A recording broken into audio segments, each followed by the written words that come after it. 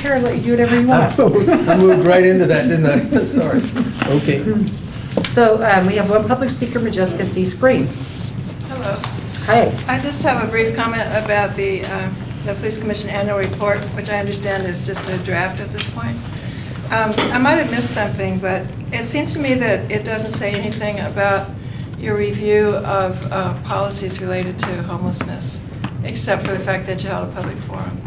And I think that was one of the things that City Council had you have on your work plan, and so you might want to include it. I'm not saying I'm satisfied with what you did or that you did a good job or that you finished with it, but you might just want to include it in your work since you have a chance to edit your draft. Thank you. You did spend an awful lot of time on it, especially while that policy review committee still existed. Thank you very much. Catching up. That concludes our public forum. I'll turn the time back over to you, Bob. Thank you, Tamara. And I guess I also skipped the agenda review, and so you want to go over that? Sure.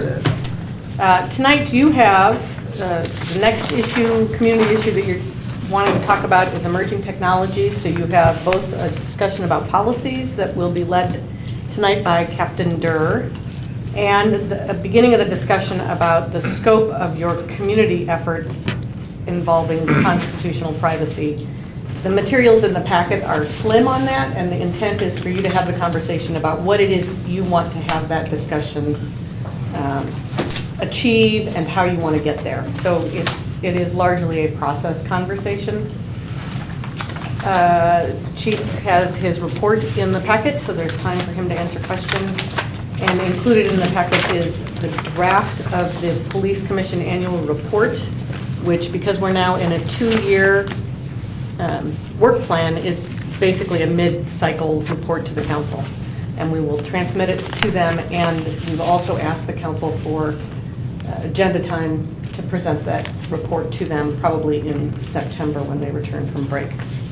A brief discussion on community survey or a survey of the department, depending on how the commission wishes to proceed, and closing with commission comments. Thank you, Carter, for getting us all straightened out on the agenda. And now we come to commissioners' responses. So is there anybody who would like to go first? Have volunteers? I'll go first. Okay. I just wanted, I don't know how the experience was around town. I appreciated Edward's email about fireworks, about reporting. And I was in 2 different neighborhoods during the couple of days that led up to the 4th of July. I thought it was, at least my experience in those neighborhoods was, it was a lot less illegal fireworks that we saw. There's one area where it's always, every year has been in that area, and we didn't see them this year. And so I think that just the public light on the subject and the discussion by the city council and enforcement by the fire and police departments at least made a difference in my neighborhoods that I was in. I don't know if it made a difference citywide, and I didn't hear about any property loss or property damage. So I'd be curious to know if there was any. That's it for me. Thank you. I guess we'll go around this way and next and go to Jesse. I don't have any comments. Thank you for being here, Majeska. Jim? We're skipping you, Bob. Yeah, I'll get back at the end. Somehow. Okay. I'll slip back in. Go ahead.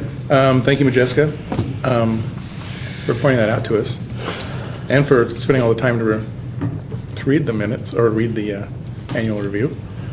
I also, as we were talking before the meeting started, the fireworks were really limited to one day. We live out where we hear all the days of the rodeo because we live out in River Santa Clara area, so we did hear fireworks every night through Sunday. But the illegal fireworks, and we have somebody in our neighborhood that fires them off every year, and they sound like they're coming right out of the mortars, so they're pretty good. But but it all happened on the 4th. It didn't happen before. It didn't happen after. So whether it was just a lot of fear that people had, or something, but it sure worked out pretty well. So thank you. And I'm not 100% sure if that was that something that you put in place and asked the city council to do, or did the city council do? How did that actually? City council asked the city manager to find an answer to the illegal firework problem. And then they considered a couple changes to ordinance. They made 2 changes.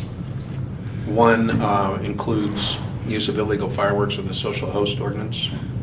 The other one limits the period when legal fireworks can be used to the dates between June 23rd and July 6th. Those are also the dates when they can lawfully be sold in Oregon. And I think you're right, just the conversation by the council, the public information that we did, and the little bit of enforcement we were able to do made a difference. Yeah, I think so. It's great. Thank you. Just say again what I said before we went on record here is thank you to the department and to any city councilors who may be listening. It was a good combination. I know I and other social media managers in the city spread around the EPD announcement about the numbers you could call and, you know, don't clog 911 with this. And I think fear might not be the right, but the message got across to a lot of people, and this was effective. And a lot of citizens are very grateful that this change took place. That's all I got, Bob. Thank you. Well, I won't impose on Bill since he just got here, so Joe, would you want to go ahead and we'll get back to Bill? I don't think I have anything really to add. It was nice to be able to go to sleep after the 4th, but which had been problematic in the past. But good. Can I make an addendum to my comments? Certainly. That's what happens when you go first, then you think of something else.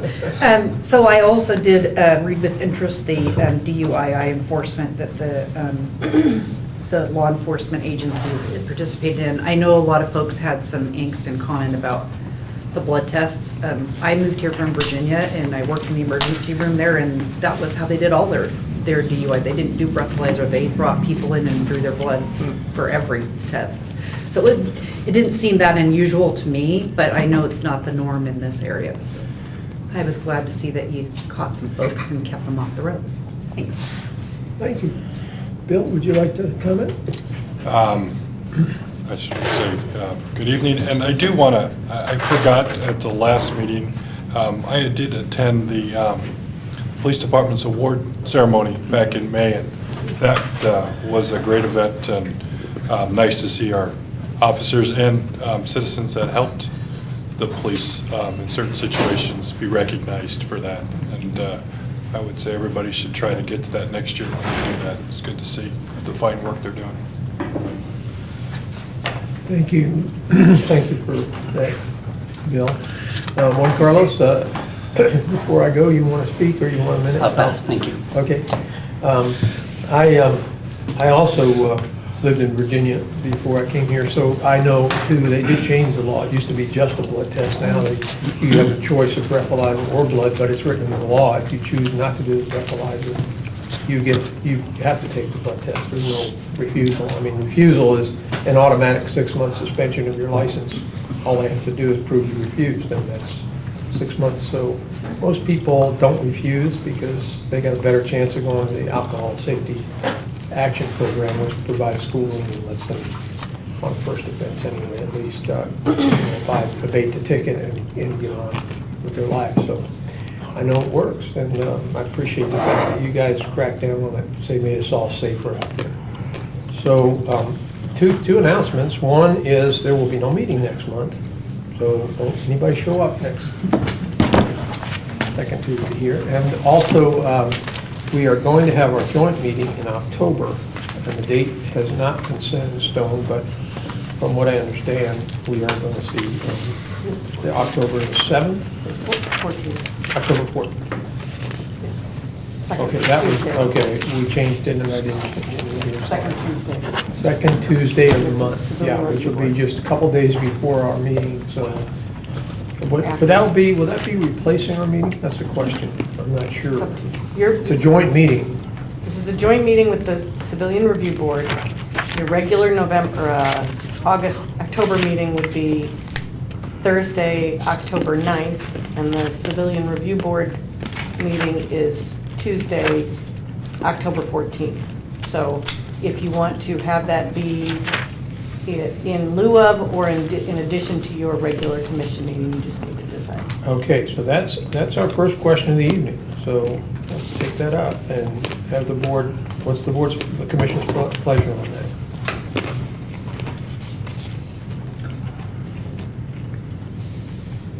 Do you have a motion? No, I just have a comment. Okay.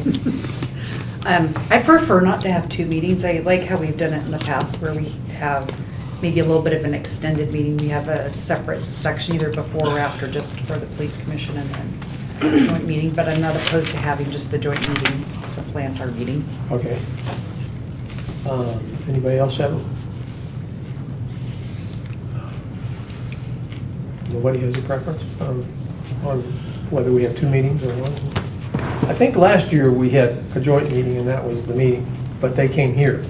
So I don't know if you feel like you want your own time, Jim.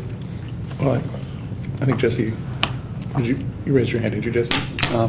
Okay, he kind of didn't put it back down, so I Oh, did you? Okay, sorry, I wasn't sure either. change his mind or not. Okay. Yeah, last year, we did kind of have our meeting afterwards, but that was because it was here. We hosted. This time, I think it's, since it's on Tuesday, they're probably hosting it. Is it going to be downtown at the atrium, or is it going to be here? We could probably work that out. Okay. Well, I guess either way, it doesn't matter. Since it is their meeting, I would think it would probably be pretty difficult for us to have a meeting afterwards, because my suspicion is they would be having a meeting afterwards also. So I'm not sure that would be an option for us. Unless they're just going to have that meeting and then they're done, then we could, I guess that could be worked out with them, but I would think they would probably do the same thing we did last year and kind of maybe continue their meeting afterwards. Okay, so I'm gonna go with the fact that we're just gonna do a joint meeting. Is there anybody who wants to make a motion on that, or do you think we got unanimous consent here? We're gonna have our meeting and go to their meeting. That's pretty much what everybody wants to do? Without objection, that'll be the case. So finishing up on my remarks, I guess I want to echo what's been said here tonight. I'm very pleased with what happened with the issue on the fireworks, because, I mean, it was, our dog passed away a couple of years ago, but before that, it was a nightmare with him all night long, and it was every night for a week before and a week after. We're just so pleased that it was held this year to one day. And, I mean, I did hear some remarks against it, but most people, I believe, favored this new policy, so I'm real pleased with the way that worked out for us. And but Jessica, thank you for bringing that to our attention, and I hope we don't need a motion to have that re-included into the remarks, because it should have got in there, but thank you for catching that, good catch. So, Chief, do you want to have anything to say? Yeah, I can tell you that we had two operations, regular patrol operations on Friday night, July 4th. 4th of July is a busy night every year, even when we ignore illegal fireworks. So we had our explosive disposal unit and 6 more officers, a sergeant and lieutenant, that just responded to fireworks calls, and they just barely scratched the surface. You know, God knows how many offenders there were, but there are only 9 citations issued, not very much. But we contacted a lot of people, and so that was just adding that on was a big deal. But then we also had the DUII Saturation Patrol Joint Agency operation, and that went particularly well. We had a breathalyzer, OSP breathalyzer truck and lab out here, and a couple of phlebotomists working in a state prosecutor. And I just think the whole operation, the public information leading up to both those things were pretty effective, which is how, you know, we should have safe holidays here, and that's the kind of work that makes a difference. And I guess that's it. All right, thank you. Moving on to the next item on the agenda, we have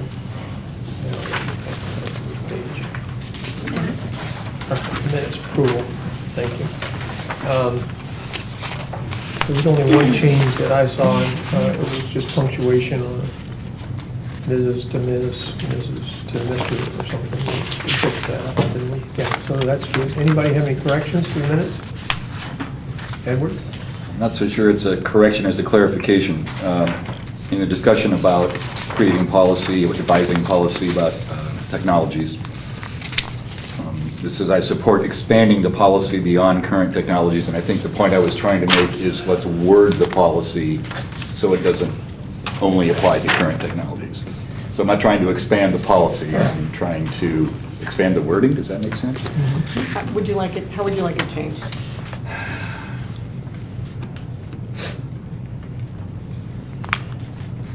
Supports wording this policy to look beyond current technologies, da-da-da-da-da.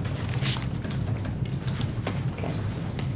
I just don't want to have this come back later as, well, you guys said you were going to make this all-inclusive policy. It's like, no, no, no. That's not what I was suggesting. Okay, in motion to accept the minutes as amended? I'll move Go. it. Second. Okay, seconded by Edward, Seconded. and all in favor of the motion, say aye. Aye. All opposed? Motion's passed, and minutes are approved. Well, we're way ahead of our agenda, which is a good thing for a change, so we're going to go into the next item, which is the Emerging Technology Policy Review. And Captain Durr has been kind enough to come down tonight to enlighten us on what's going on with that. Thank you.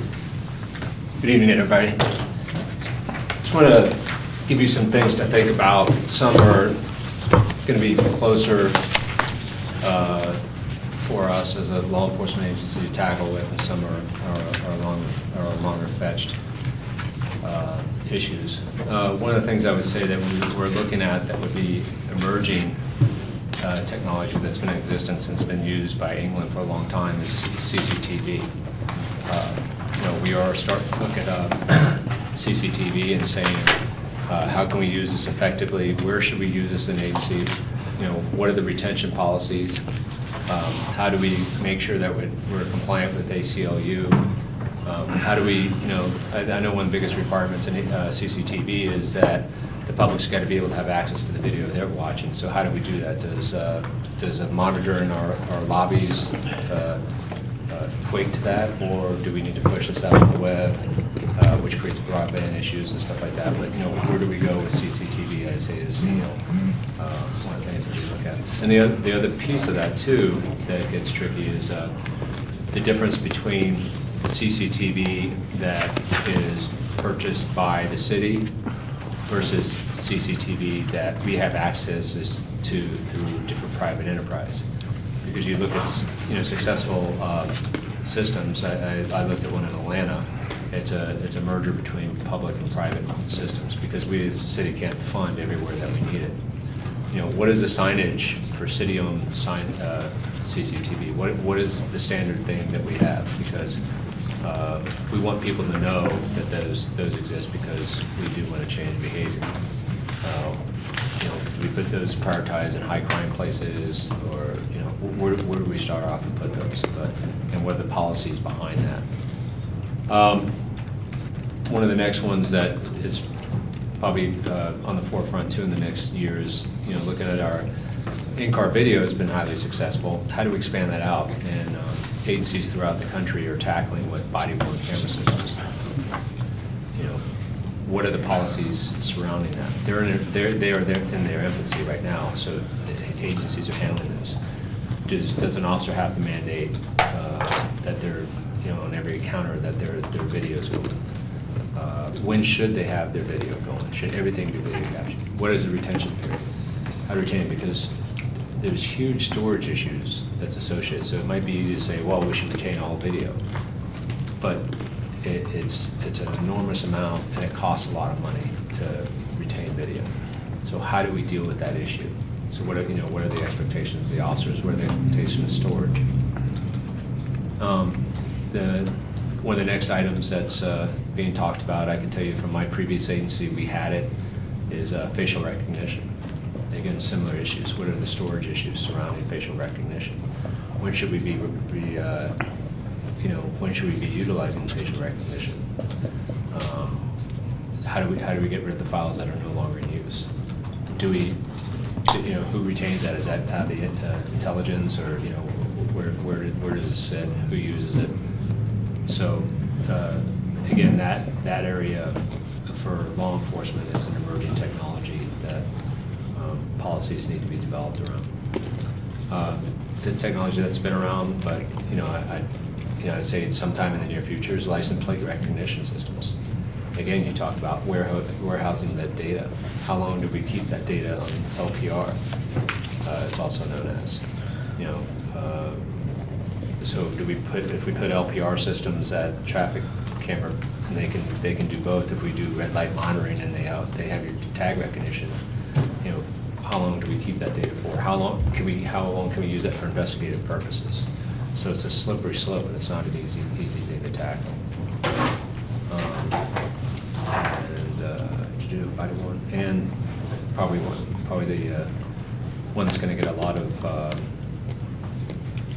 scrutiny from the public, and an expectation of really having tight policies around it is when this technology does come to Eugene, but as unmanned aerial surveillance, otherwise known as drones.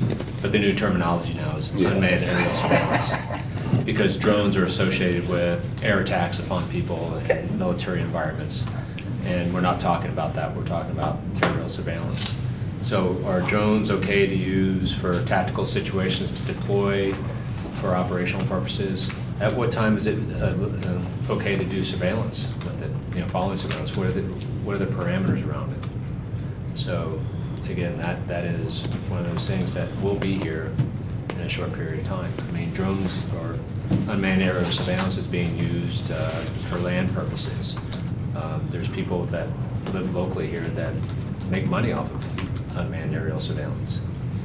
So, what are the public expectations surrounding this? What are the parameters that police will be allowed to utilize these devices as they come into the, we need to start thinking about these now, because like I said, body-worn cameras, CCTV are closer, but these other things are closer than what we think, because other agencies are using it. So, that's kind of like the big ones that I had for you to start thinking about. Questions from Jesse? I just want to add to the list, there's been articles recently about Stingray and police departments cooperating with the federal government in using technology that will intercept cell phone communications by tricking cell phones into thinking that device is a antenna when it's not actually an antenna, and get all the communications. What are we going to do with that? We're going to allow the police department to do that? Well, I consider that to be the same parameters around a wire intercept. You're going to have to go through that same paperwork and documentation to intercept communication. I think the expectation. It would be nice, but that's not been what's happening. Well, but we have to be we're very careful, just because the federal government might do something, Black Ops doesn't mean that we're going to just follow along in their footsteps and just say, well, the federal government does it, we're going to do it too. That's not the case. I mean, we're going to follow the rules and guidelines, and to me, that would be the same as getting an intercept for a telephone, which are difficult to do. We'd have to go to the same parameters. We just can't start sniping off conversations because new technology allows us to fake your antenna out. I think the courts would rule very quickly that that requires a federal wiretap. They've been having local police department cooperation in this. I don't know if Eugene's involved or not, but. Yeah, no, we are, as far as I know, and I've learned to say as far as I know, because there's those times when it does, but I'm not aware of us or any other local agencies that have been asked. And I would be, if that was brought to me, I'd be great talking to the chief, but my opinion would be we better have the probable cause and go through all the affidavits and the paperwork and do an intercept the right way versus the wrong way. Just because technology makes it easy doesn't mean it's the right way to do it and lose that case in court. Right. So. Thank you. I have Juan Carlos next, and then Edward. This is obviously a pretty broad conversation to begin, and it's important to begin that conversation now. In the end, the bottom line, in fact, those are drones, and it can, in fact, can be equipped with even weapons. Whether you want to use it for different things, that's a different story, but they are drones, and they are going to be invasive to privacy. I'm glad that there is going to be some kind of policy in place I don't know whether the community will have a say-so. If the chief already saying, we're gonna have this, whether you want it or not, that's a different story altogether. But I am pleased in the end that there will be, at least this body will consider some kind of policy. Because if it is gonna be the same as the taser, which is, the department said we're gonna do this, the police commission decided we're gonna jump in and try and do the best policy, but that's a different story. So this is not about the community having a choice. This is about the department wants to go that route, and inviting the police commission to come up with the best possible policy, which your department will create and draft. Again, if we're gonna go that route, or you're gonna go that route, then I guess we should welcome the opportunity to be involved in creating the policy. But I wanna be clear that this is not about what the community wants, it's police department to have. This is what the police department wants to do, and then invite the community. That's my perspective.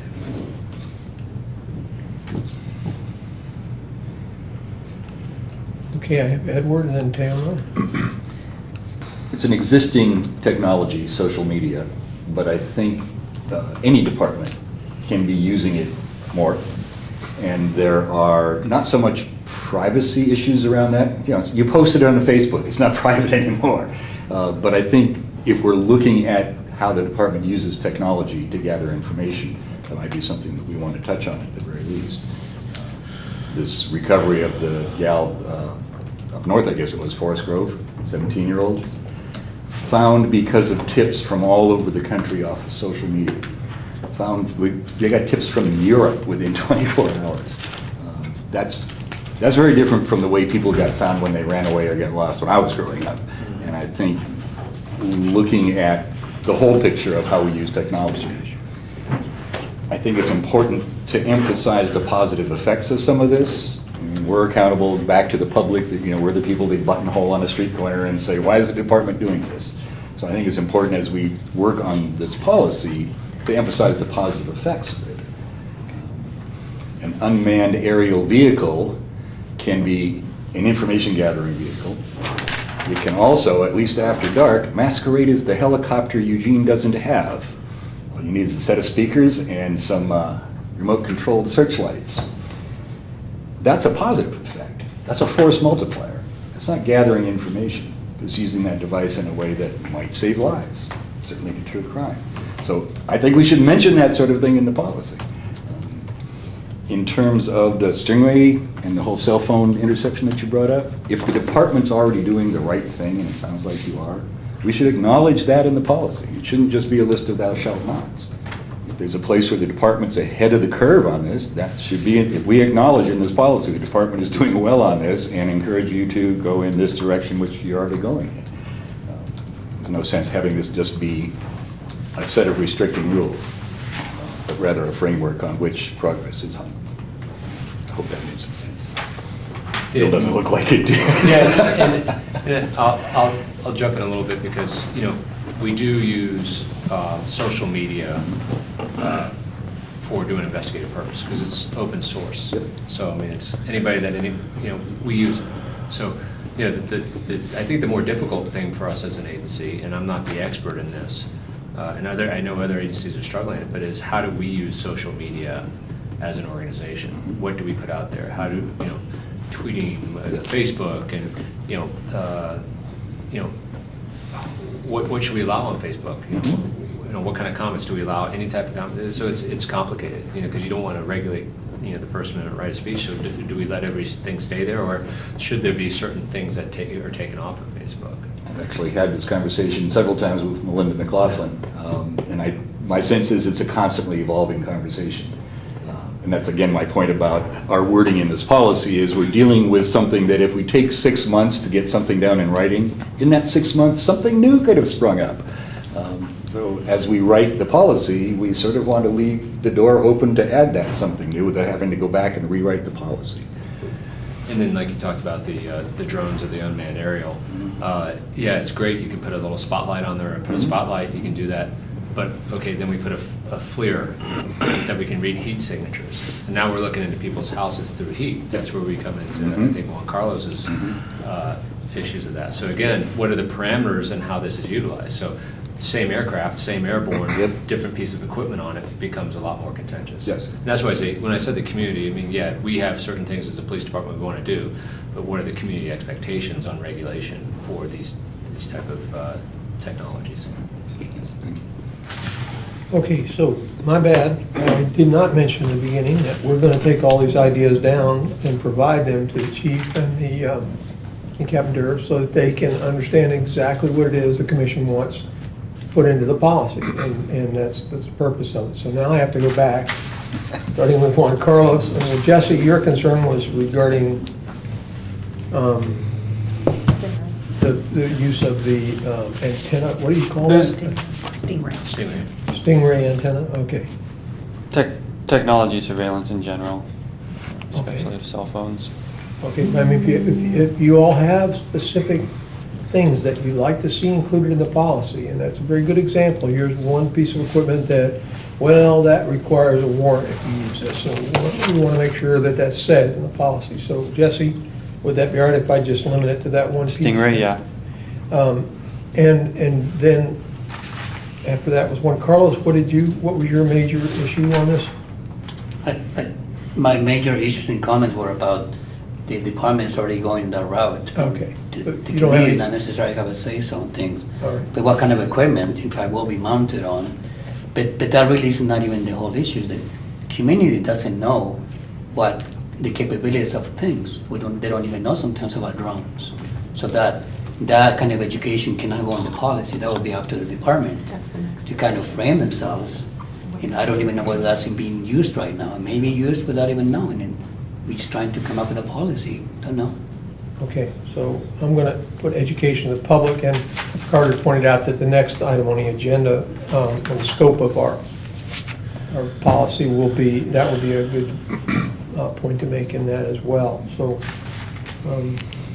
and Edward, your concern was for, Well, one, that we keep looking at the fact that there's going to be technology coming up that we can't visualize yet, or uses for technology we can't visualize yet, and not to have to keep going back and rewriting this policy every couple of years because things are changing that fast. Okay. I wanted to make sure that we're covering social media use in this, though it is not per se technology, it is driven by emergent technology. thank you. Thank you. Lastly, to emphasize that the department, yes, position itself as, these are useful things. They help public safety. They make the average citizen safer. Here's how. That's not for us to do in policy. I think that's actually next down on the agenda on scope perhaps, Right. but it's Okay, one concern thank for me. you. And so now, and we're on Tamara and then Bill.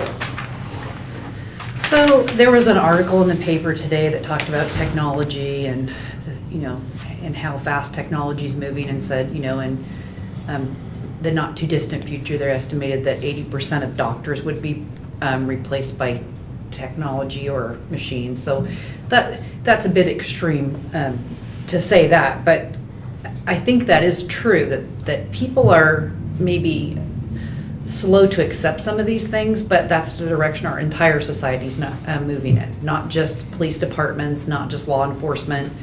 And so it is wise of the department to get out in front of this and look at a policy that, I think the policy should be talking about broad concepts, because just like Captain Durr said, Jesse's example of the Stingray, you can't intercept communications. It doesn't matter what you're doing it with. If you can't do it without a wiretap or a warrant, then you shouldn't be doing it anyway. So if you look at those kinds of things with a broad concept, and they're talking about unmanned aerial vehicles, it's like, well, a lot of police departments have helicopters. What can they do with their helicopters? What can't they do? To me, that's really not any different. You shouldn't be able to do something with a drone that you can't do without a helicopter or otherwise do. So I think that constitutional principles are that are behind what you can and cannot do, and expectations of privacy are the basis for for a policy, no matter what the technology is, and makes it more lasting over time, so that you don't have to go back and revisit it every 6 months when something new comes out, because it's going to go really fast. So that's kind of my take on that. And as far as the social media goes, I appreciate it when the department tweets out about where the speeding enforcement's gonna take place, because I make sure I don't go to those streets on those days. So, you know, not that I speed in town, but, you know, I like that part of social media. And then as far as what the community wants, this is a discussion we've had in this group many times. What the community wants, there's not one community. Everybody doesn't think the same thing. There are people in our community who will support technology wholeheartedly, who, you know, think the police should be able to do whatever they want. There's people on the opposite end of the spectrum, and you're not going to get agreement from the community. Everybody has different opinions about what they like or don't like. So I think the community discussion's important, but I don't think that the community is going to reach a consensus. So all you can do is agree about principles and what you'd like to not see happen and what you'd like to see happen and why. So that's my 2 cents. Thanks. Okay, Bill? And I guess the point that I wanted to make was, my concern is that we try to narrowly pick out certain technologies that are available today, or that, because it is ever changing, I think the policy needs to be something that is more based in the rights and civil rights and things like that, that really says that to use some of these, we have to go, like your example was with the wiretaps, is that it has to go through this process and be approved by this level of our judicial system.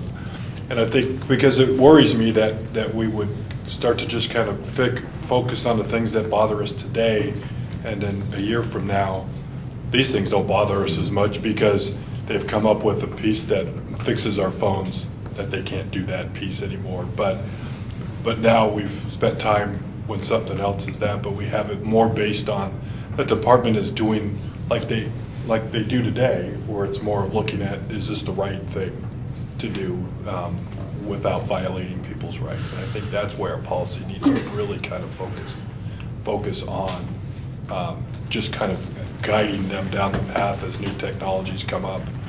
Because I think you had a good point, because I was always thinking that, what's the difference between this unmanned and a helicopter? I mean, I grew up down in Los Angeles, and every police department had a helicopter, and the city we lived in, Lakewood, was the first helicopter patrol city in the nation back in 1965 or 66. And it was just acceptable that they patrolled, the sheriff's department patrolled on a helicopter every night, and that's what they did.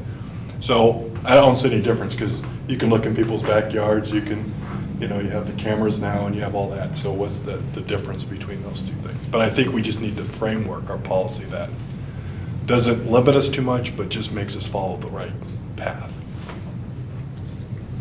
Very aware, okay. I'm going to get one. Carlos, I'm going to hold off on yours for a second go around.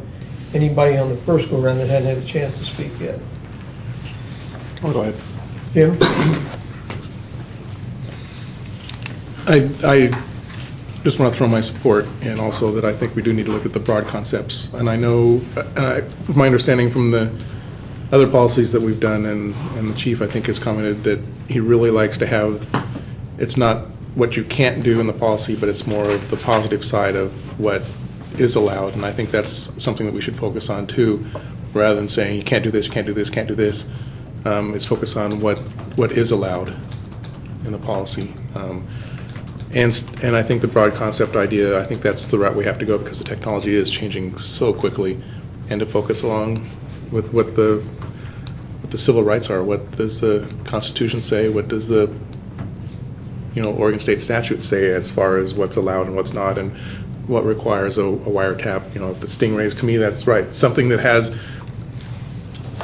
a way to capture a communication like that, make it a broad concept. It's a communication capture. It should require following the same steps as any other communication, like a wiretap would have to follow, getting the same types of subpoenas or whatever is needed for that. So that's kind of my opinion. Okay, so has anybody else hadn't been through the first time? Yeah, I guess. Joe? Couple things. I mean, first of all, the discussion thus far has been very general. I think pretty soon we need to start moving into taking out, I guess we were given a list of 5 things: closed-circuit television, body-worn video, face recognition, license plate recognition, and drones. And at some point, we're going to have to focus in on specific, out of that list of 5, and, look at the implications on each one of those individually rather than, as a general discussion.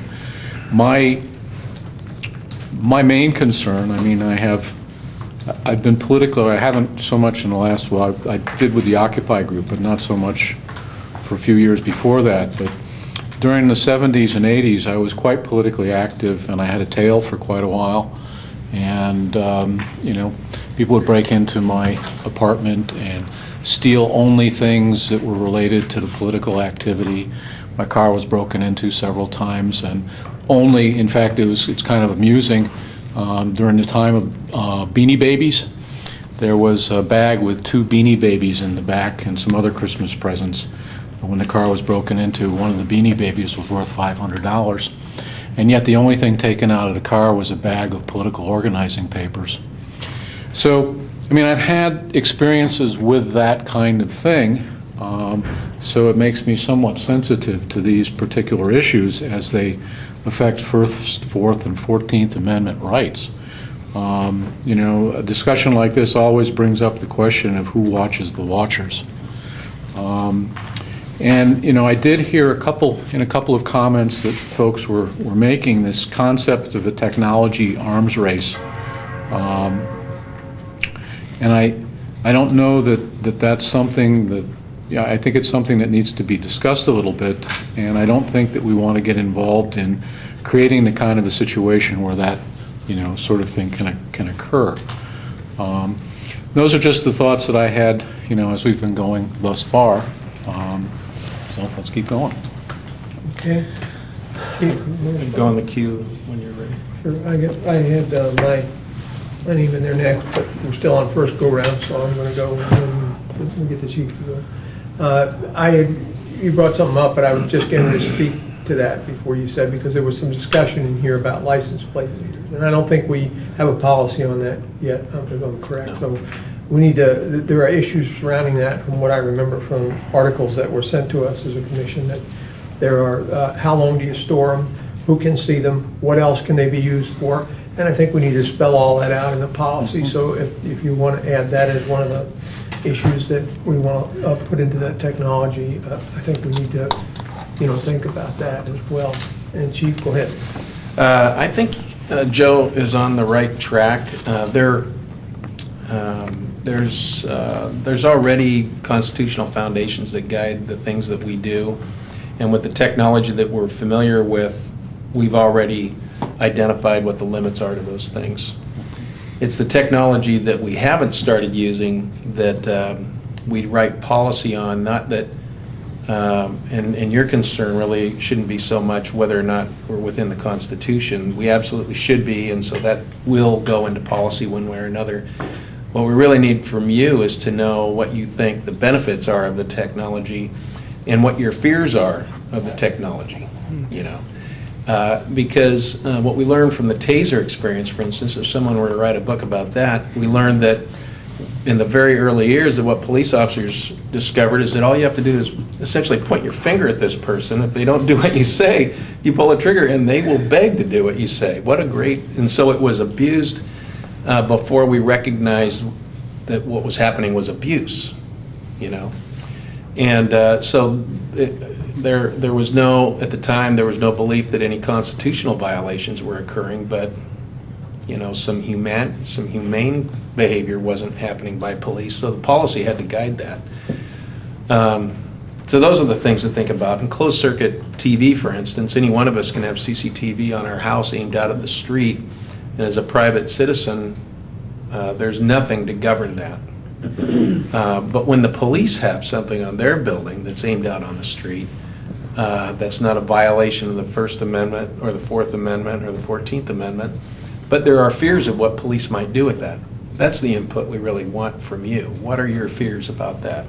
We could go through all of these. Facial recognition has those types of issues also.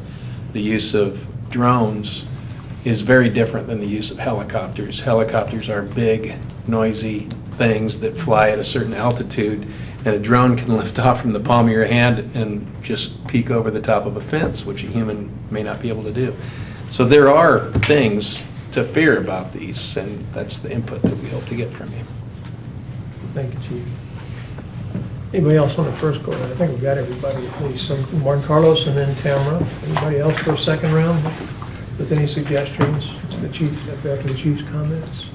Jesse? Thanks for, Oh, I'm sorry. I said well, Juan Carlos, then Tamara. Oh, then got it. Anybody else, and that would be you. I actually appreciate this first round and the feedback. I definitely concur with Commissioner Miller about the people sometimes being slow to accept technology. And I completely see the point and the perspective, but it's not so much about not accepting the technology versus people not knowing what technology is being used. When you go from one system to another, it's not so much that people are mad about the new system, is that you don't know the capabilities. In fact, the chief talked about staying within the Constitution, and I believe the department will do that, because otherwise there will be some significant legal questions. So I believe that will happen. I'm not concerned about it. My concern happens to be in terms of how do I know that the officers are stepping over the boundaries. Not a single policy that this body has produced has in fact said, okay, this is what you can or cannot do, and if you do go beyond this, this is what will happen to you. Not a single policy has dictated that. So in fact, sometimes it's not even about pushing back on what the department's needs are, but it is how you become accountable. For example, in this briefing that you presented about racial profiling, number 3, that talks about, in page number 5, that talks about no operator should select any person based on observation of race and so on and so forth. I applaud that. That should be a part of, hopefully, a racial profiling policy.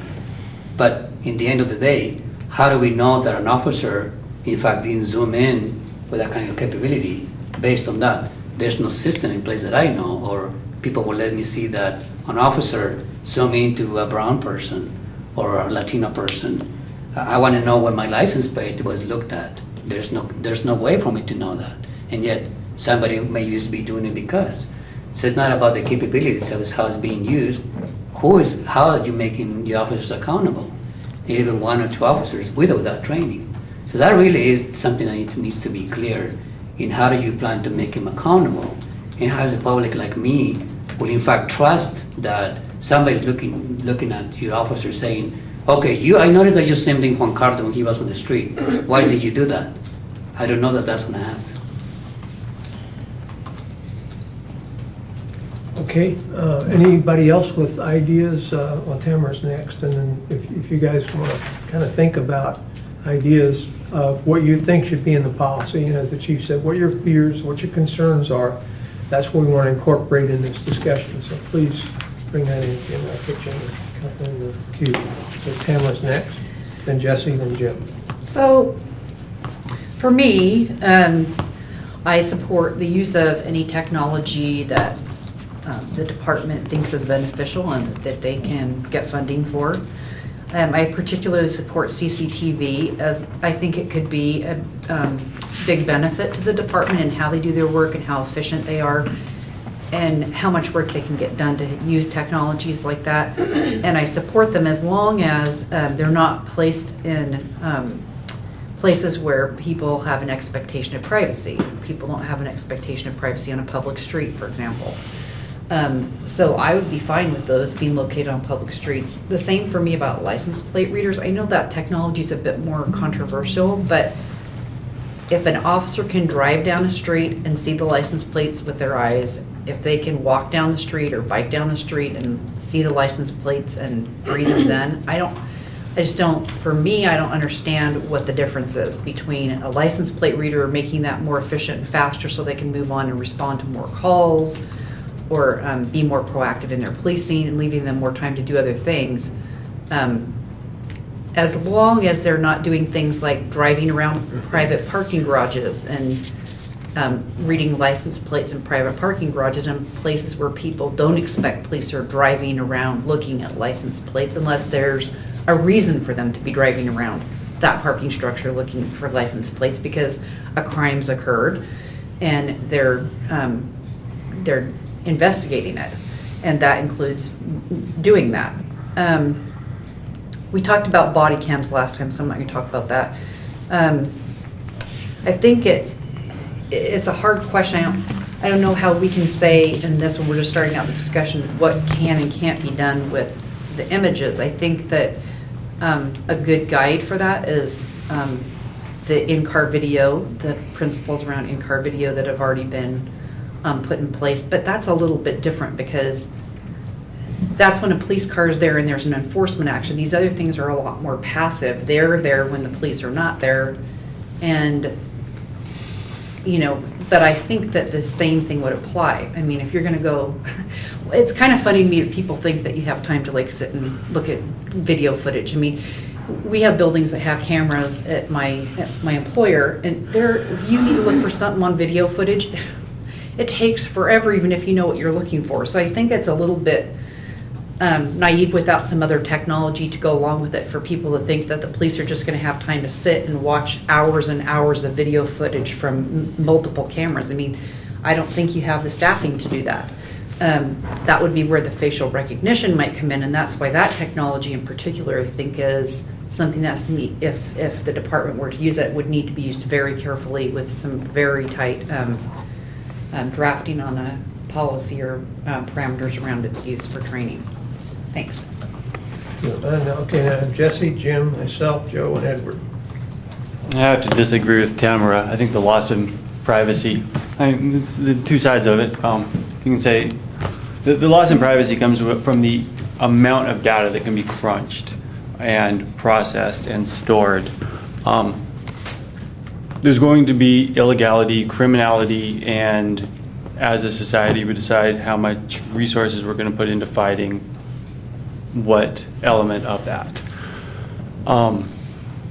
And so if we wanted to make sure no illegal fireworks went off this year, the city could have put massive resources into that, but it's just not worth it.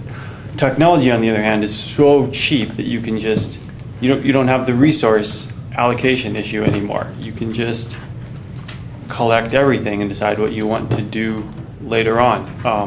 With the license plates, how long are you going to hold that information? Who is driving where, when?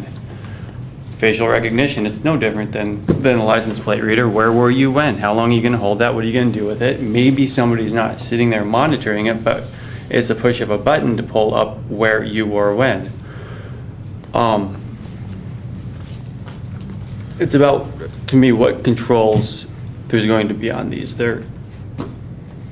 These technologies are going to be employed. What do we want? Who do we want to catch with them? Do we want to use license plate readers to catch tax evaders? Do we want to use them to catch people who owe money on a jaywalking ticket? People who didn't take care of their fines in court? Or is it we're looking for somebody, a specific license plate that might have a kidnapped child in it right now? And same thing with all of these. What are we looking to do? Do we want to eliminate illegality, criminality in people?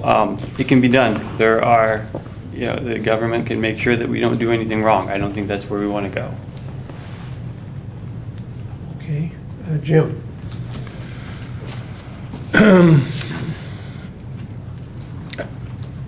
I think for some of the things, like Tamara said, we've talked about body cams, and I think anything that's, and I do agree, I mean, for CCTV, as long as it's aimed at public areas, I don't think there is an expectation of privacy there. For license plate, I kind of have the same feeling. An officer could see it. To me, it's just multiplying what the officers are able to do. With limited resources, you can't have enough people on the streets to handle everything, and this, to me, is just an additional tool that they can use. However, I do have issues with, because that is data that can be collected, and that is data that can say Juan Carlos was here, here, here, and here.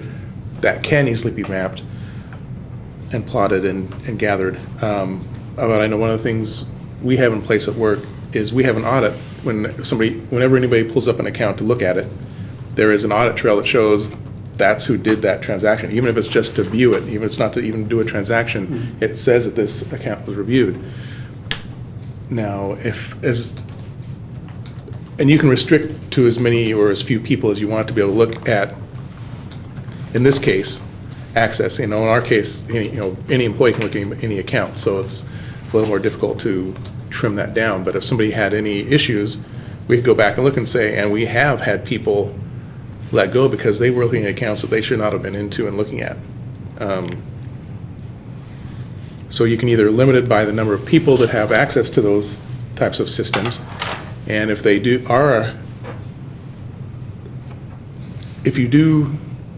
if an audit can be set up so that it does identify who is looking in past, who's looking at those systems and pulling information off of there, then it would be up to that person to explain why are they doing it. Now, if there is no good explanation, then you've got a red flag going, and then you may have an internal affairs case to look at if they're pulling information on any of us that they didn't have authorization to do. Whether they're just doing it on their own, or maybe somebody said, hey, my brother's doing this, can you look up his license plate? That's not good either. So those are systems that we have in place. I don't know if these systems can do that. I would assume they probably can. At least recognize who's pulling the information. So that would be my recommendation, something like that. Okay. Thank you. I have myself next, and then Joe and Edward. So before, when I brought up the license plate, I brought it up because it was an issue that we had brought up before by commissioners here, so I wanted to make sure it got in. But I echo what Tamara said. I wholeheartedly support it. I think it's a great way to reduce manpower and time and efforts in trying to find stolen vehicles. I know that in other cities there are great examples of them finding 3, 4, 5 times the number of stolen vehicles in a shorter period of time just by having these readers in the cars. When you can locate one and return it to an owner, what's the downside? I'm not sure that there is one.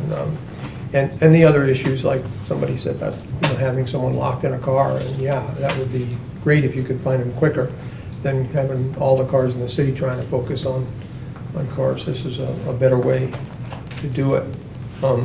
I see this as an issue with the red light and speeding cameras that are set up in certain cities. We don't have it here, but some cities have a camera that records your speed, and then the picture's taken with your license plate, and the ticket's mailed to you. And then it's up to you to go to court and say, no, I wasn't driving, it was so-and-so. Or I understand you can say, I don't know who was driving, and they probably can't do anything about it, and they dismiss it or whatever. So at least that's another effort to reduce manpower, but yet keep our streets safe. So I know that people object to the fact that their car is being ticketed without knowing who was driving. I understand the concept, but I can't see the downside of being safer in your community when you have vehicles speeding or running red lights that could kill someone. So I'm okay with that kind of technology.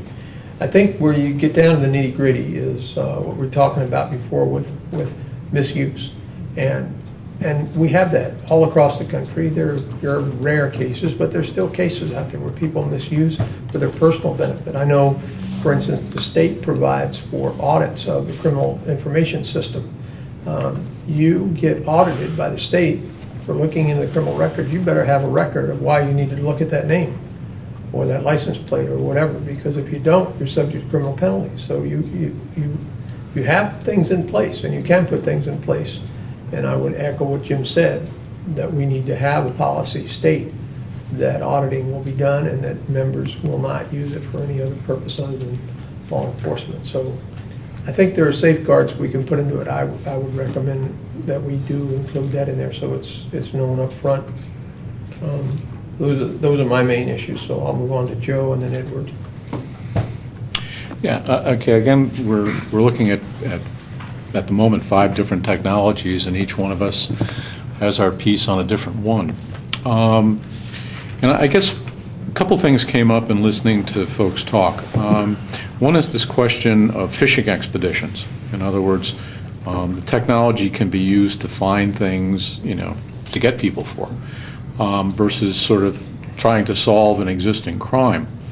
One of the things that I thought about is maybe it would be useful fairly soon in this to take some kind of a poll on the 5 different issues that we've looked at, to get a sense of people's feeling for what support there is for those particular individual technologies, and then maybe the ones that have the greatest support, we could focus our discussion a little bit tighter on that particular issue.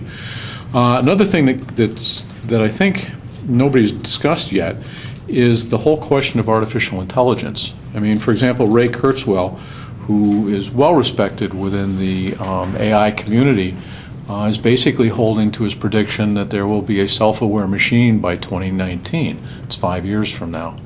I think he's a little optimistic. I think we're probably looking 2025 to 2030. Just kind of surveying the status of machines, the thermodynamics of it, and the ability of software and other things related to that. But let's say that we have a database of photographs and something that approaches artificial intelligence. Maybe it's not self-aware, but it certainly is capable of picking faces out of a crowd. I mean, you could take a photograph of a political rally or a parade or something like that and just set the machine loose in identifying every face in the photograph. Okay, is that something that we want to do as a society? Because now what you've got is a dossier on everybody in the, who was there. So, you're starting to say, okay, this person was here. I mean, it's bad enough you go up on the internet. I mean, unfortunately, I gave my email address to a thing to receive this is just a typical example, to receive a PDF download of some information I wanted, and right now, as a result of that, I am getting 400 spam emails a day. So that's a commercial use of the same kind of abuse that could occur with the use of, say, face recognition technology. So, we've got that whole set of issues, but I think the one thing I'd like to just suggest as a procedural thing is maybe to start focusing in on the 5 technologies and see where folks stand on those at the moment. Thank you. Edward, you're next. Well, a number of things here. Fishing expeditions and parking garages. I briefly worked in my youth for a skip tracing company. Do you know where we drive around and look for cars that people have bought in one state and moved to another and not paid for? Parking garages and shopping center parking lots. And if we'd had a license plate reader, that would have saved us a great deal of time. And some people who were habitual criminals of that nature. This is not just one time they did this. This is the 15th time they've done that. We would have caught them. There are times and places where fishing is appropriate because that's how you catch a number of fish. But to walk out the door saying, I'm going to go find somebody to bust today, no, I don't see that we want to make that any easier. One of the big changes that I've seen, in this week in technology, you were talking about how long it takes to find a particular thing on the surveillance video at Sacred Heart. Okay, I have a small home surveillance that keeps an eye on the car out front since it was broken into once, and the fence to Friendly Park because occasionally people come over it. It also, unfortunately, captures and identifies the motion of trees blowing in the wind or the cat walking across the back deck. All right, it puts that up on the playback as a little blip, and you can go from blip to blip and rule out the things you didn't want to look at. Until today, they send me an email going, we've improved it. You can now draw a cursor around a particular point of the image, and the computer will only identify motion within that area. And if you identify that motion in that area as the cat, you can tell it to ignore it. That's for $19.95 a month. Yes, we should talk about property management. That's another story. Yeah. That changed just like that.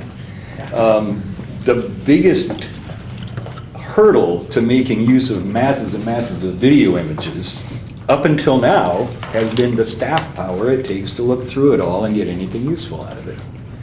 But if that's automated, that changes that completely. when you were talking about who's looking over the shoulder of the officer who's zooming into camera on Juan Carlos, who's looking over the shoulder of that officer? Who's looking over the shoulder of the first officer? You have layers of oversight that increases your staffing needs. London, from what I understand, huge CCTV system, and the largest expense is all the people it takes to look at the screens, move the movable cameras around, make sense of the data. That's their huge expense. And of course, that's constantly going up because labor and healthcare and so on is going up, even as the technology is getting cheaper. So we're right kind of at an intersection between stuff that used to work one way and take a lot of people, and was therefore to some degree self-regulating. In other words, you can't have great excesses of surveillance if it costs you too much to go through the surveillance data. But as it costs less to go through the surveillance data, that becomes easier and easier.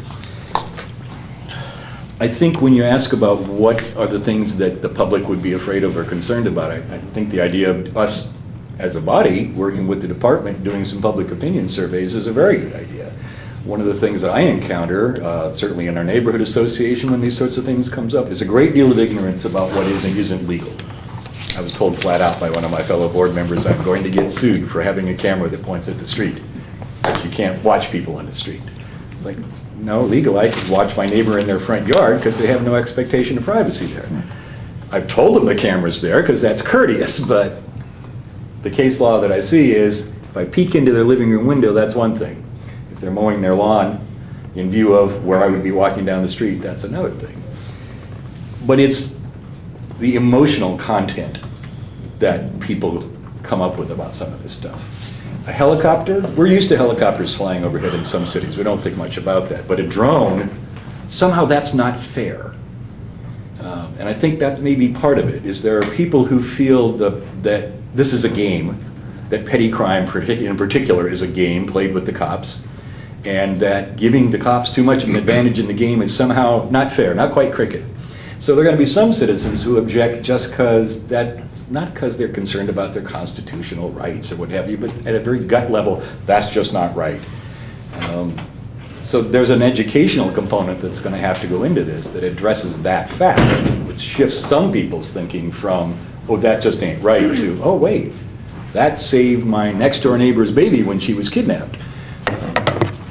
So there's an emotional content to all of this stuff that may be out of proportion to what's actually happening. And I think as we consider policy and public education and public either acceptance or rejection of what the department is doing, that's something we have to pay a lot of attention to. It's not just what makes sense or is legal, it's what are people inclined to swallow. And do they feel this is being forced on them, or, as you say, something the community thinks is a really good idea, the community. I should probably stop there before I go on forever. All right, I have Bill, and let me just clear note, we're talking about concepts on emergency technology and what we'd like to see in a policy and so forth, so we may be thinking about I could guess. All right, Bill. I guess the things that I want to talk about as we talk about, I think we do need to use a lot of technologies. I mean, the premise of our police department is to prevent and solve crimes. And so we should allow them to have tools. And as Tamara said, you know, if our cameras, I think we should use CCTV, but I think they should be pointed in public areas and where the expectation of privacy isn't there and can be used for that. Because, you know, they are a tool that can be very helpful if something happened in an area that they can go back. Doesn't mean they have to review these tapes all the time, but they are there to go back and do that. And and the same thing with, you know, the unmanned vehicles. I mean, tactically, those could help, you know, diffuse a situation or do that. And I think that, you know, those are acceptable pieces. And I think most people would say, yes, that's when we want these things to be used, because if something happens, I mean, we want them solved. And I kind of look back reading how the Boston bombers were found so quickly. I mean, you look at that, grabbing all those tapes that all the private and public, and reviewing those for those, you know, days allowed them to find out what happened there. and catch the two guys before more things could happen. And so I think we should always be thinking about that. That's ultimately what we want from them, and with some safeguards in there. Who is looking at that? Is there audit trails to make sure that somebody isn't just looking at these tapes for the fun of it, or for some other purpose that isn't, crime solving related or something like that. But I think that, these technologies, the license plate reader, again, are just things that, whose car has been stolen before, and we had took 4 days to get it back, but if he could have found it in a day, would have been much happier than doing that. So I think that those technologies have a place within this. It's just making sure they're used that way. And I think most people would agree. If they're used right, they're a great technology to help us.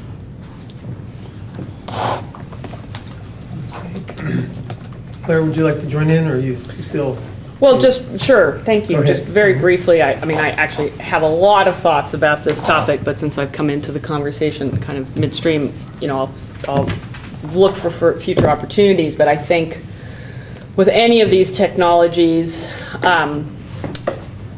they do have a value, but I also think they will need to be deployed in a limited and very prescriptive kind of way. And I think the license plate reader is a very good example.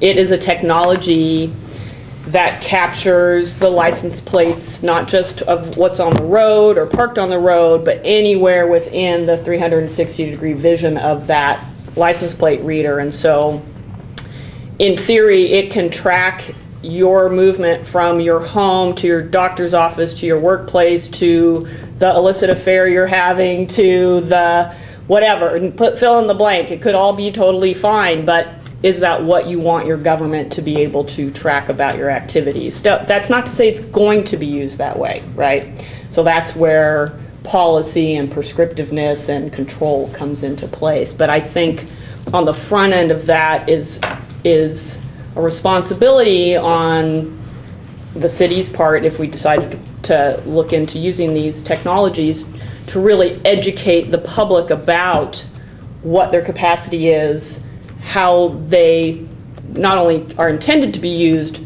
but potentially could be used. And that's informed consent.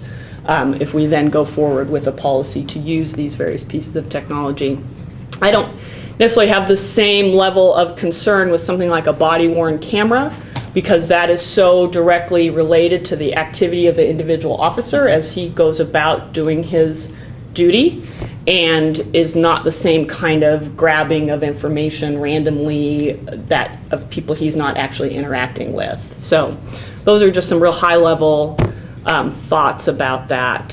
So that would be one of my goals as we look at this policy, is that we're really learning all we can about the particular technology, and then looking if we are going to deploy them, which in some cases I may continue to oppose deploying them for certain reasons, but if we decide as a community that we are, then very limited, very prescriptive, and a great deal of oversight.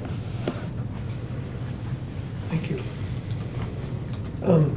I have a list of the things I'd like to go over them, but before I do, I want to address Joe's concern. I think we are going to vote on what our concerns are, and we should.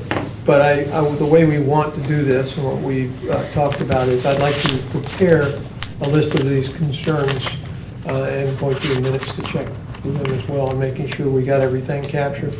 And have Carter present that to you at our next meeting in September. And that way we can actually vote on each issue in a way that gives you time to think about everything else, and perhaps you have something else you'd like to bring up at that meeting. So we have plenty of time to do this. There's no policy before us yet, so we want to provide the input to the police department that they need for us to understand our concerns. And I saw the chief taking notes, so I know he's already ahead of the game trying to make sure we do that. But if that's right with the commission, do we have any objection?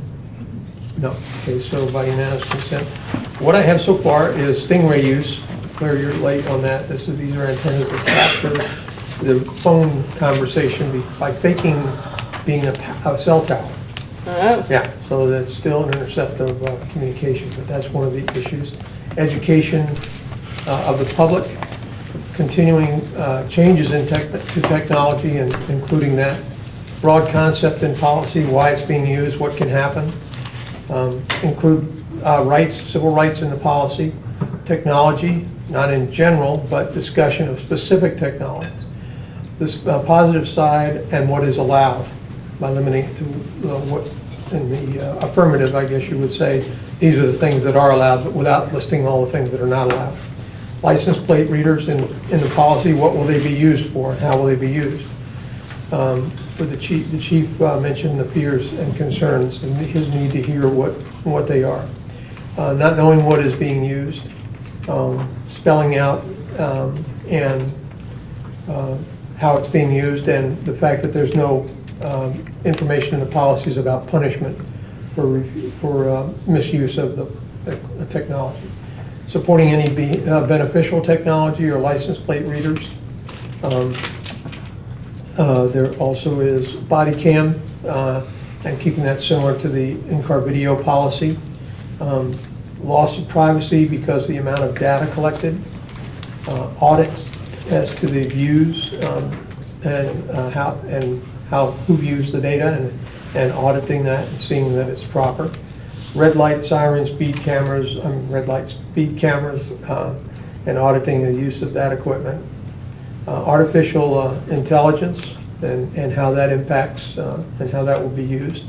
Focus on the 5 technologies mentioned here. I think we got a few more, but those are the dominant ones.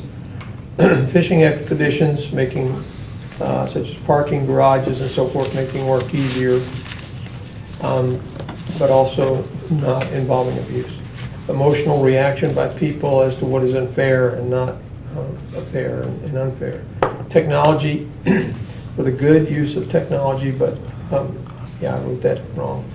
Technology is good, but the abuse of technology is not good. That's what I got down there. So educate the public about capacity and proper use. So I think we've covered a good broad base here by our first discussion. This is a good first discussion, and we need to go ahead and bring those items to you for a September meeting, and we'll all be issued a copy of them, and you can be thinking about it. In fact, maybe you want to include them in a mailing before that so everybody can take a look at them and see.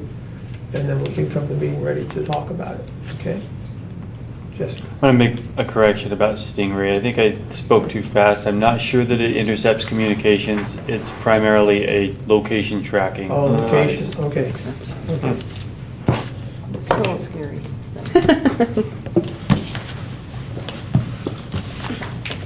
Less than days. I'm not sure. Okay.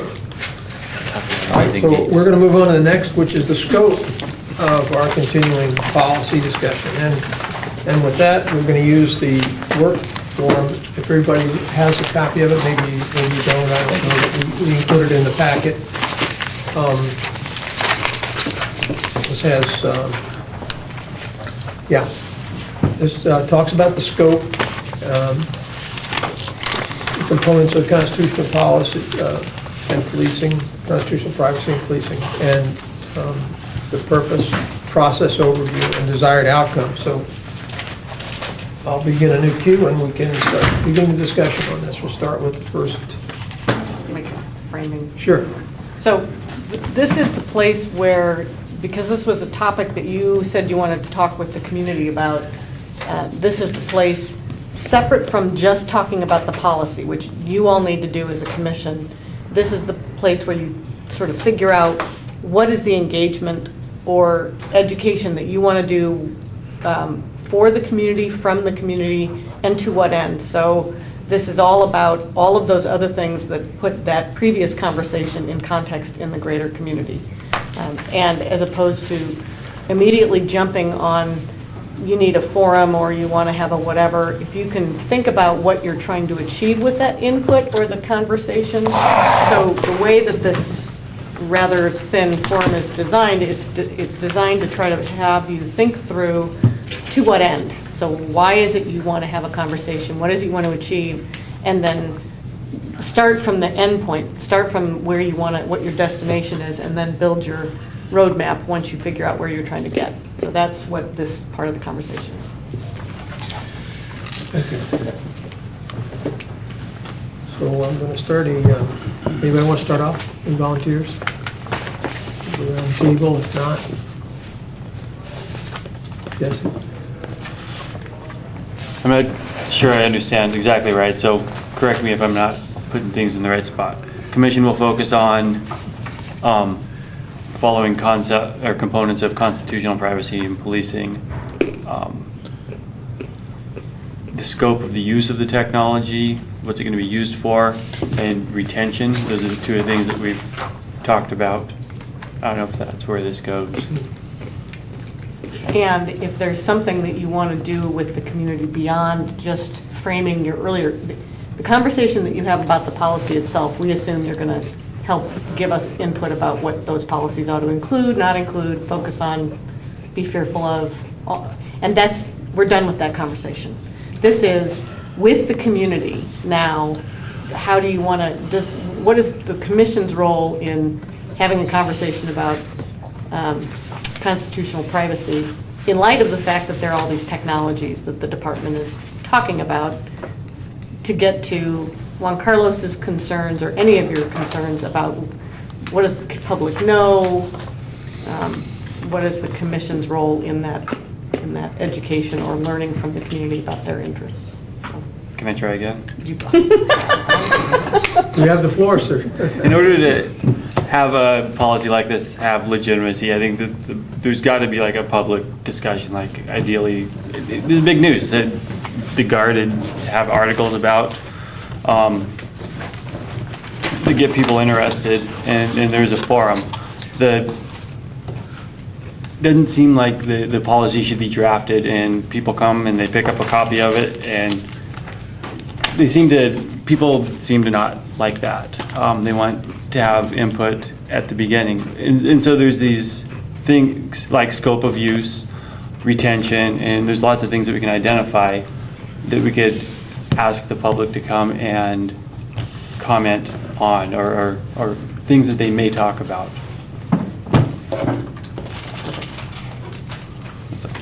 Thank you. Someone else? Anybody else? John Juan Carlos? So I have to comment on staff Carter, because in some ways it's very, very useful for us to start somewhere, to try to frame how we're gonna go about doing the work.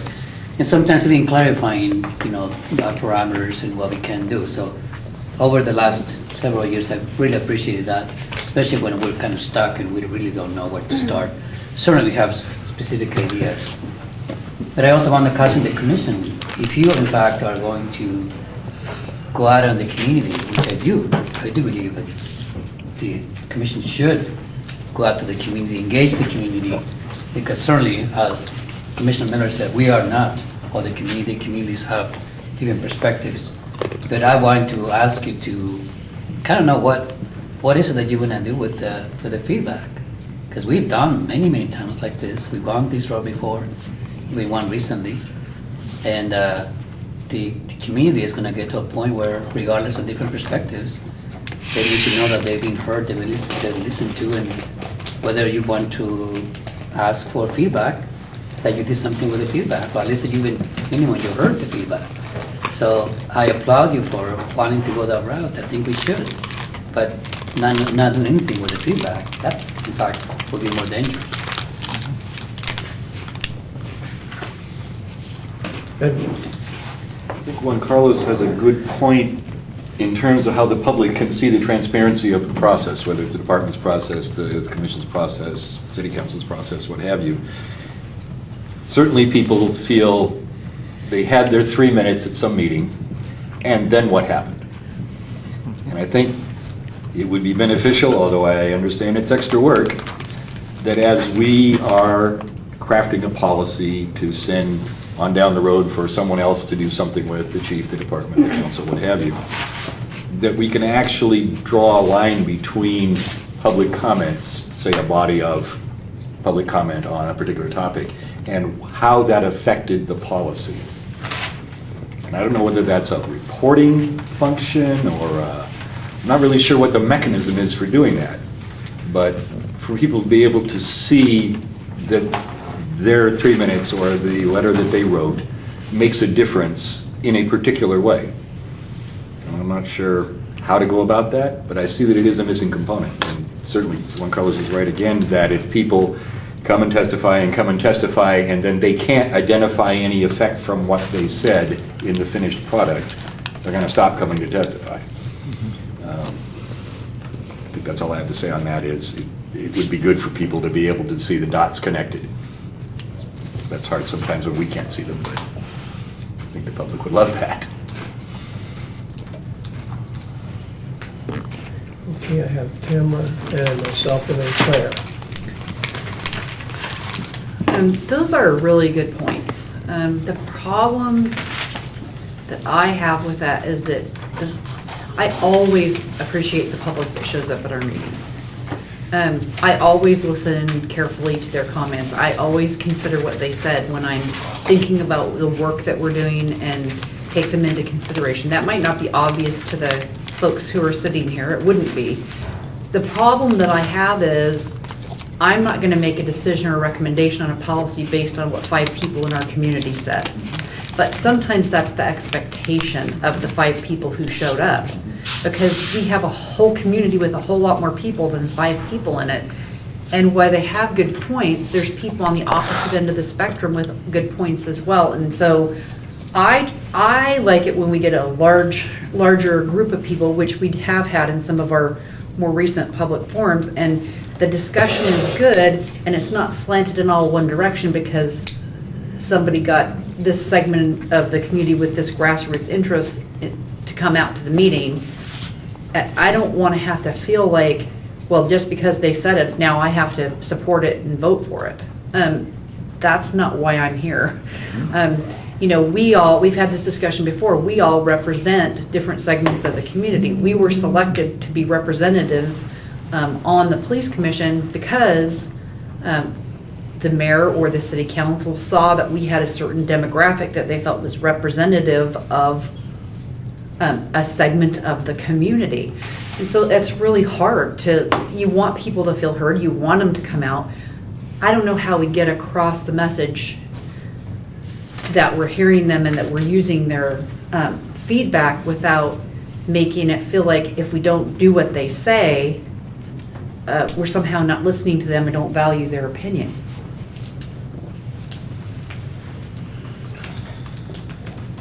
Okay, I have myself, then Claire, then Edward. Anybody else? Okay, just responding to the issue of a public forum. I think it is good to have a public forum. I'm concerned about not providing enough structure for somebody to make comments. I know that when council has, for instance, in our government forum, city council, if they have a topic, they publicize it in the newspaper, people come expecting to speak on that. And in most cases, it's about an ordinance that they're getting ready to pass. And that ordinance is written and they know what it says and they want to object to it or they want to agree with it, one of the two, or maybe there are other people who don't care, but I'm just saying that manages to get discussed fully because there is both sides to it. Now, if you go out there without any policy and you say, we just want to know what your concerns are, you're going to get everything, garden variety, from people who think there are aliens and they wear tinfoil helmets to, I'm just saying, what we need to do is say, these are the things we are proposing. This is not the policy. This is a draft of what we are proposing, and you all need to comment on it. And, of course, if you do have additional concerns, bring it to our attention. But I do not agree with, not providing at least some format for them to be able to discuss at a public forum. Now, to get to the issue of getting the public involved more than they are. When I was on the outreach committee and when I would attend, there were people that came to those meetings and voiced their opinion and felt really strong about it. And I totally get that. Unfortunately, my feelings at the time are the same as they are now. I don't know who they represent, and I don't know that they mean to speak for the entire community. I know that they're speaking for themselves, and they're very passionate about it, and they feel strongly about it. And probably in a lot of cases, not without reason, not without some kind of reason. But I do put that on a scale, and I weigh it. Just like you would weigh evidence in a courtroom about whether you can believe this person or that person. I weigh it, and I think, yeah, that sounds right. It sounds like what the community wants, or maybe they don't want. But I cannot, and there's always going to be somebody that's upset, whether you have, I use the fireworks as an example. We passed an ordinance that made life better for me in Eugene, so I'm happy. But, you know, there are people who think we're a bunch of nanny states who gets in everybody's business and tells them they can't fire fireworks. So, you know, you're not going to make everybody happy. And ideally, what you want to do is make both sides a little unhappy, and that way you seem to find the middle ground. But I don't think you can judge how well we do our work by whether or not a group is unhappy or happy. I think we have to stick to what we believe we're doing is right in our minds, and then the rest will fall into place. And my comments now clear? Go ahead. Thanks, but do you want Okay, to I get the chief in? speak first? Do you want to jump in, or do you want to wait? Okay. Yeah, I totally appreciate the discussion. I mean, that's the dilemma, even being an elected official. I mean, it's the same thing of taking in all the perspectives and figuring out where to land, and to acknowledge that we do have different points of view on these issues. I will say I was pretty unhappy at 2 a.m. with the loud exploding firework outside my house last night. Just doesn't matter. But it was better overall. It's been better. But You called the still. chief about that? No, but I called the non-emergency line earlier in the evening when there were other fireworks. But anyway, I digress. You know, I guess I have a question. And my question is, how soon do we expect to be having to consider policy because we actually have technology that we're about to deploy? Good question. Does anyone know? I think on the list that you've got, the CCTV would be the first thing. Okay. Body worn cameras we have out there. We've got, Working right. on the policy for that. Okay. How soon do you anticipate? CCTV. Within the next year. Okay. So. Is the drone fleet now? We're not talking about drones. So I think that's valuable information, because when I look at this whole list, I'm like, whoa, big to-do, big list. And I think we need to, as a community, have a robust conversation. I think that's what I kind of stepped in on as I arrived late, about this in general. So part of me feels like it would be great if we had the capacity as a commission, and maybe engaging some other community organizations, to have a high-level conversation about how do we as a community think about surveillance technology, or technology that allows us to grab information, and use that to inform whether or not we even want some of this technology in our community. So that would be one thing that I think would be a really positive way to go forward, because then we would be sifting through what our community as a whole thinks. Now, getting people to engage is another question. But I think there is a way to do it. But if we also, a counterpoint to that is if we know, for example, that the chief is looking at strategies that would involve CCTV, then maybe we can use that as the launching pad for the broader conversation. It's a much more narrow kind of technology in terms of its targeting than drones or facial recognition or the license plate reader, because it's going to be geographically set somewhere. So we could use that as the way to start the conversation with the community about technology using that specific piece. And then if we did that option, then I agree having some specificity.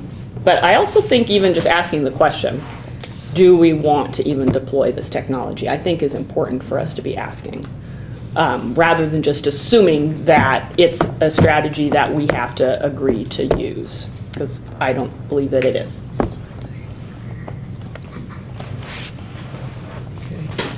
I have 2 rounds going here. I got the first round still, and that's the chief and Bill, and then we go to Edward and Juan Carlos. I think approaching the technology question with all the items having to do with technology at the same time is kind of an interesting approach, because the police commission is in such a good place right now where it doesn't have a pressing issue that it needs to deal with. It doesn't have the council demanding that We get a taser policy. It doesn't have the community demanding that we deal with whatever. So it's a rare opportunity, really, in the Police Commission's history to be able to step back and ask, what do we need to know about this entire arena that the department hasn't actually delved into yet? And the commission could learn so much more about the legal aspects related to all kinds of things in law enforcement, in addition to the very specifics of these particular technologies. And so part of one of the questions you're asking yourself is how best to use your time. Yes. Public forums haven't been very productive for the last 20 years. They really aren't. We wish they were. We wish they were town halls that where the attendance was like that you see at a presidential election, but they simply aren't. And the people who show up represent really unique perspectives and not the broader community. So I wonder if we couldn't organize a different type of forum where on law enforcement technology we locate the professor at the University of Oregon who's the expert in this, and we identify the ethics professors from somewhere who's the expert on these types of issues. Chicago Police Department is just one of the many major cities on the planet that has studied the effects of CCTV in neighborhoods and on crime. There's a commander there who knows, I don't know who it is, but there will be a commander there who knows all about those studies, all about the legal aspects, all about the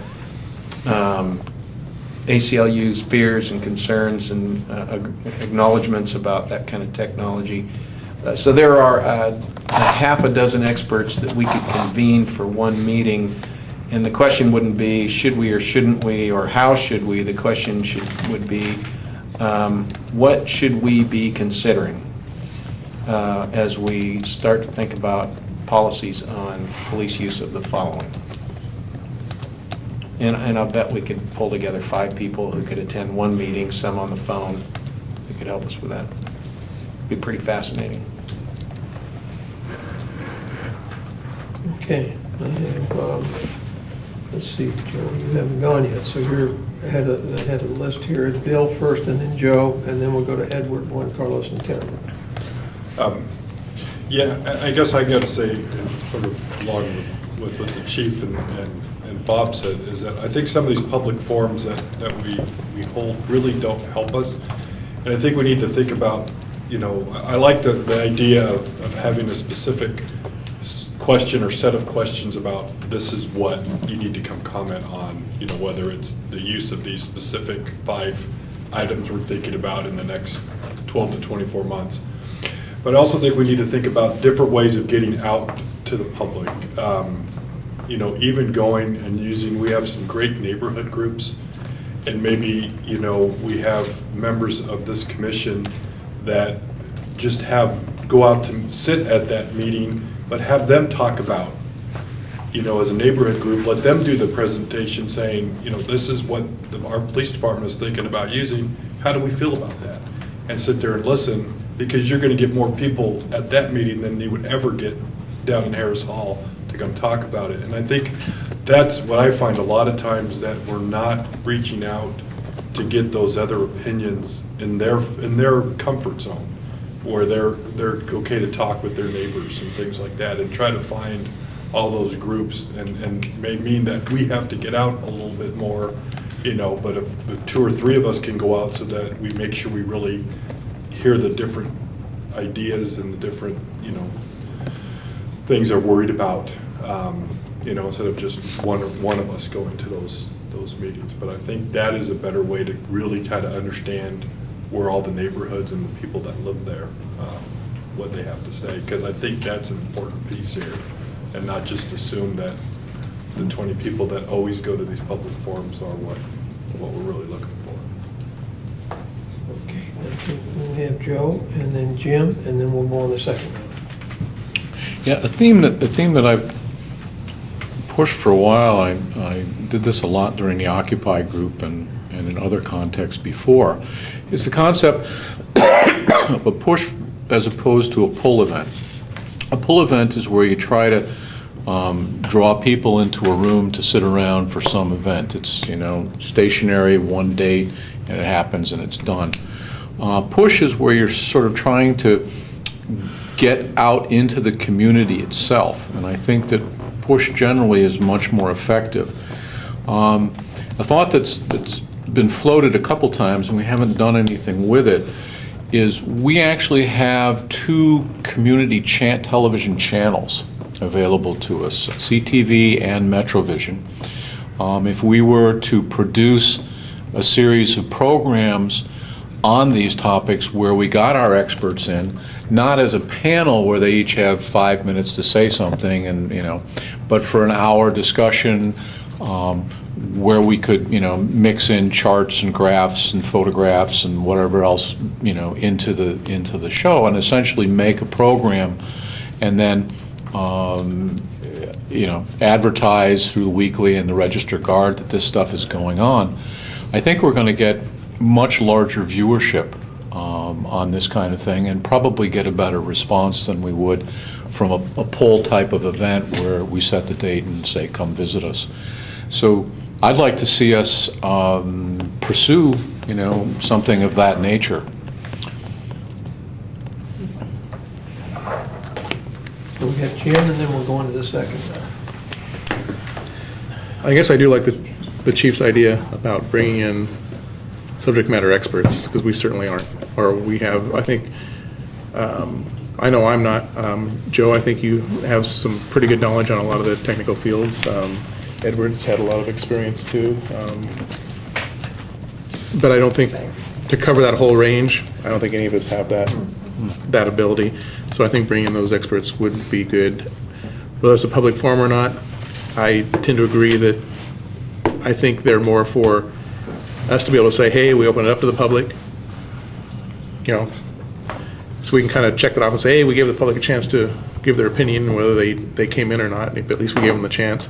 But also it's, for the public, I think sometimes they just kind of expect it, that whether they're going to show up or not, they just kind of think that they should have their public opinion felt, whether it really matters or not, because we do get sometimes a lot of the same people with the same opinions, or a particular heavily cited on one group that was invited in. So the opinions aren't really unique or really representative of the community as a whole. So I do definitely like the idea of at least having those experts speak to us, and it seems like we've done that in the past. That as we're adopting a policy, I know normally we have a draft often written or something. We do have the experts come in and talk to us before we start approaching something like this. And I think, as the chief said, now's a good time with nothing pressing. And it's summer. Some of the experts, especially at the U of O, may be available. Of course, they may be on a sabbatical or something too, but they may not have classes or a lot of work that they're going through right now. So, of course, we're also going to be skipping next month and then back into school again. So, available. That's part of their jobs. but I do like that, and I don't know what the cost is, but I know, Joe's suggestion is good to get the information out of the public. I don't know what kind of costs we're looking at there if we're going to produce something like that. And I don't know who's going to, be, if we get an expert on TV like that, are they going to charge for that? They may come and talk to us for no charge because it's going to be something limited, but if they're going to actually present to public, there may be some additional cost there. I mean, it may be no cost on your part, but they may charge a fee for public speaking. So those are kind of my concerns there, but I do definitely like the idea of bringing the experts in, at least to speak with us. So it's in the second round now, and we have Edward, Juan Carlos, Tamara, and Claire. Yeah, I want to back up to something I said earlier, and judging from some of the responses, I didn't make myself very clear. When I was talking about taking public comment and letting people be able to see a connection between what they'd said and what we came up with, and I would never want us to be accountable to one single individual that they got their idea put into code, policy, or what have you. That's a little crazy and not proportionally representative of the whole population. I'm definitely thinking more of surveying hundreds or thousands of people and being able to show that size group where their comments went and what came from it. So I just want to make a little more clarity about that. And I think anything that this commission can do, that any public body can do to increase the number of people who can comment by different means over different platforms, according to their comfort space or their schedule or what have you. I mean, let's remember, we don't see people at public meetings or hearings who are working 2 jobs, or who can't afford childcare, or who have no way to get to that meeting because the bus doesn't run that late. So that's a whole segment of the population left out of, face-to-face testimony. So I just wanted to make that clear, is that I'm talking about bigger numbers. And with that in mind, yes, CC, putting out over community television. We have Facebook pages here in town that deal with public safety, that deal with neighborhood issues, that speak to specific groups within the overall population. It's very inexpensive to survey hundreds, even thousands of people. You won't get hundreds or thousands of responses, but you've invited the comment. That could be done for under $100 on Facebook, as a for instance, or free if you want to put a lot more effort into it. So I think gathering comment from as many different ways as we can is important for this body and anything else that we work on. I had written myself a note looking at scope of constitutional privacy discussion as an agenda item, and I had written, oh, not too large a scope, please, or we will be at it forever. But I have to say, the chief's comments about bringing in some expertise and going at it from thinking about it is we have some leisure time. It could be big. We could have this be, as you call it, a high-level discussion that then informs everything that follows. So you sort of changed my mind on that. I'm ready to go on for a little bigger scope. I do think the idea of bringing in expertise and, to a certain degree, people who have been on the receiving end of new technologies in ways that we may not yet even be thinking about impacts might be useful as well. I don't know how to gather those people, but that's another thing to think about, is there are different kinds of expertises. And being on the receiving end of policies in, say, Chicago might be useful to hear about. That's all I have to say. Thank you. Okay, thank you. Edward, Juan Carlos, Tamara, and Claire. So when I was in your chair, I decided that it was very, very important for us to include the chief in conversations and not wait until he was giving his report. And I think that became pretty useful in bringing him into conversations, because I think they kept the police commission from going in a different direction that we probably was not healthy, and I'm proud of that. I also support the idea of bringing experts, but let us not get into the Chadwick effect. The Chadwick effect does a very good job into creating the event, convincing people to come together, and then capture the comments. But what it doesn't do, and I've seen a lot of processes the same way, is they do not go back to the people and tell them, this is what we've heard, you tell us. 1. 2, this is what we did, what you told us. If you're going that route and bringing in experts, you're bringing them for a reason. You're saying, let's not only hear from the 4 or 5 people that show up at our meetings. Okay, they're not representative of all the community. I concur with you. But if you are going to go the route and bring in experts, you have to tell them what you're going to do with the information. You have to digest and say, we've heard from these experts that we bring in specialized, and no longer from 5 people. This is what we're going to do with that information. Until that piece happens, I think we may be limited by our own sort of access. And by I mean by access is what Joe said. Let's put the commission out in the community. In fact, I would recommend that this body reactivates the outreach committee, because when we were doing the outreach, we were actually going places and bringing the police commission to people, bringing different folks into the conversation that we didn't have before. True, I don't want us to, as an elected official, probably will say, oh, you bring 5 people, you have to contemplate all these different perspectives. Hopefully, you just take what can be useful for you and make the best possible decision. But in the end, it's about acknowledging those perspectives, hearing them, that they have something to say, And in the end, believe me, sometimes, I don't care whether I don't see my recommendation in paper, I don't care about that. But what I do care is that my input was honored or was heard. That's the piece that sometimes is missing, and I encourage you to keep that in mind as you move forward.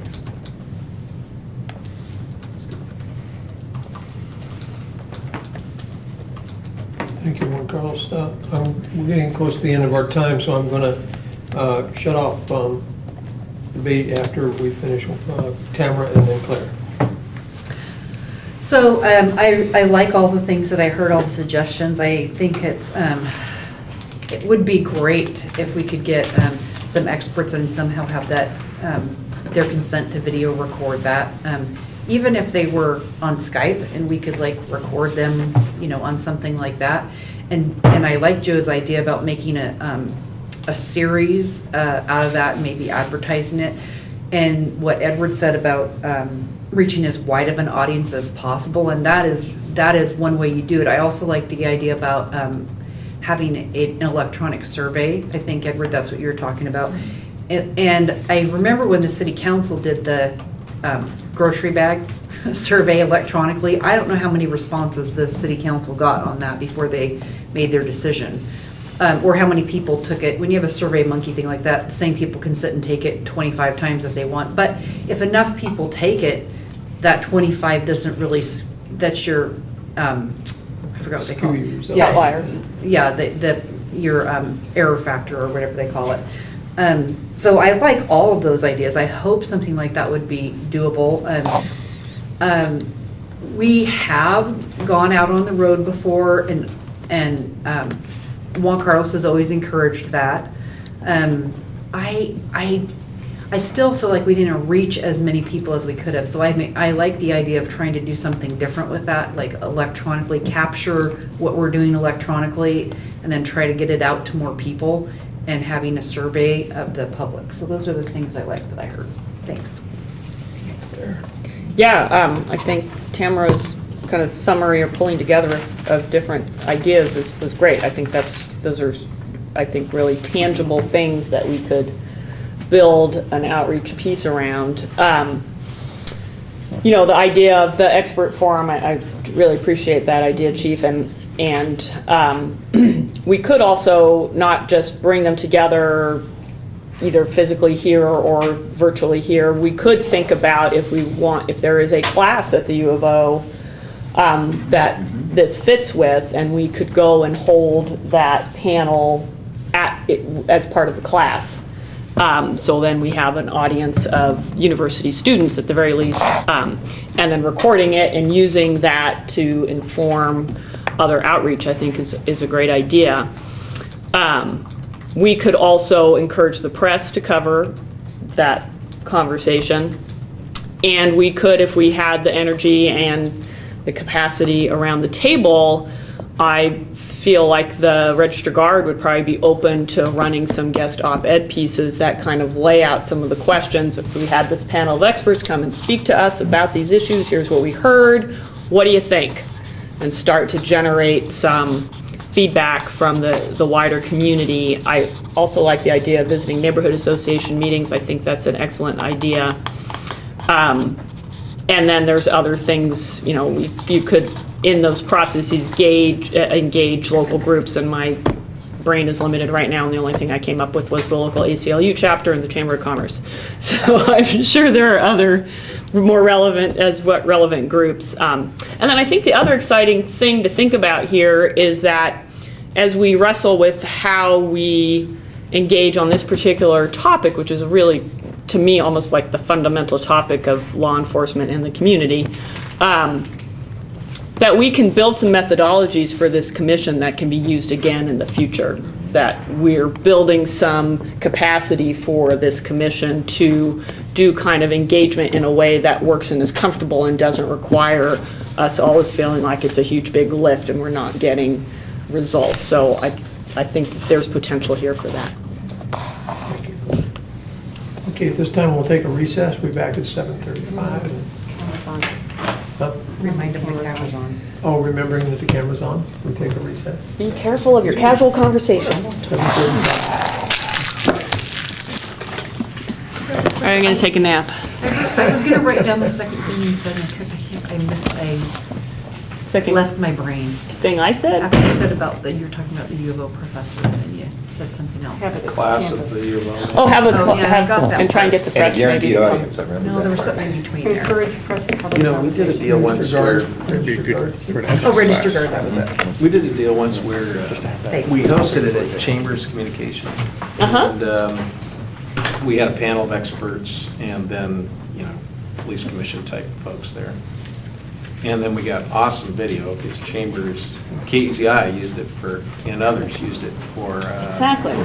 For you news know, stories. the they future did. broadcasts. They didn't have to use it that day, they could use it, you know, forever, and they did. And then, you know, we got what we needed from it, Yeah, that's great. and to play it over. Because actually, we have two stations that'll broadcast. I mean, there's Metrovision, which is run by Robert Lewis, Yeah. and they do mostly government things, and he's always looking for content. And then, you know, CTV also. And if we were doing community affairs stuff, I mean, Tom would probably put it on twice a week, you know, in prime time, so, you know, we get a lot of exposure that way. And the thing about CTV, which is kind of interesting, is that there's no commercials, so the channel changers never leave. If they start getting interested in something, they'll stay with it. And so, you know, on the surveys, we wind up with actually higher numbers than one would expect. So we haven't heard anything back from Dave, most likely because he takes big breaks during the summer. So, he goes to Jazz Fest, and so he probably just hasn't seen our email yet. I can appreciate that. Yeah. But I'm sure hopefully he'll have an update of stuff going on with the legislature, because I know they've been working That I had sent the inbox. up there to kind of get statewide protocols for drones and possibly for license plate readers. And maybe for also the Stingray thing as well. It's definitely just location. I looked it up on ACLU.com. But there is conversation interception That's what always slows me technology. down. Sure there is. Just not sure. Back on the submarine The NSA. with early cell phones, I could just sit there in the radio room and tune in cell phone conversations. Really? There was like, it was not Yeah, that's equipment what made for it, it just happened to be a wide Oh, it gets worse than that. I worked in a place Radio that had receiver. a police fire scanner running constantly for the media. Except you could also hear the cordless phones in buildings around you. Yeah, on a regular scanner, like police frequency, yeah. Yeah. Oh, I didn't really want to know that about the guy in Suite 410. Hey, Claire, question. Yeah, because Is they've been going Pearl with us in your council district? Pearl, yes. So festival of Yes, Eugene. yes, right. I have been Been a drafted serious to the festival of Eugene. You're right. Yeah, for better or worse. The first thing I've tried to do is talk them out of their so clever idea Gold maybe. of moving vendors in Thursday night. So I recommend. Which would of course block the street for another day. What happened to what you were teaching? Yeah. Overnight security. Right, yeah. Something like mowing. If you're gonna do that kind of stuff in the neighborhood, you need Moment I to can have a benefit that reaches out as far as your detriment. come down there. And I have to, because other people. probably you want to be talking to someone who's a representative of residents who would be affected by a thing like What that. else is new? Oh, yeah, that would be. I said, I'm pretty sure that's Claire's special. Well, it's But I'm not also a aiming back at permit, you. it's also a permit function. That they're going to. Yeah. I'm counseling them to look beyond what the permit requires. Why do they want to get in Thursday night? They want to start at 8 a.m. Friday morning? I mean, They were thinking they would stagger the vendor loading as distinct from the stage loading and distinct from the It's so hard to take. Gotcha. You know what? Stand up and brown up. Everyone can load We it got all together. Friday morning Yeah. and rerouting buses was packed. My son. Yeah, I mean, you're gonna have mayhem anyway, so you might as well concentrate it in a certain amount of time. The more you move traffic around, buses around, and foot traffic around, the more impact you have on the businesses. How outside the closure area that aren't technically on that form. But boy, will you hear about it and will affect your permit next year. Yeah. Well, that's not Good one of the point. things. They're listening. I think a bigger concern for residents, from what I hear of complaints, is not traffic being blocked by a particular festival, but the noise generated by said festival. Of course, this being, a block from the Amtrak station Yeah. and in the middle of the parking lot. Yes, right, so you're pretty good. I Yeah, mean, no, there's, they chose wisely, Yeah. except for having to leave Pearl open through the middle of their two-block closure. So that's not. I only so use it's Pearl kayak- butter. Okay, that divides your event into two. And Tillamook sour cream. And that crossing is where people get hurt in every street fair I've ever worked at. Really? Even if you put cops on it. Because people resent seeing cars in their car-free area. And they will stop paying attention to the right, flags. right. In fact, they'll get cranky about it. Yeah. And more so the later in the afternoon as they get drunker.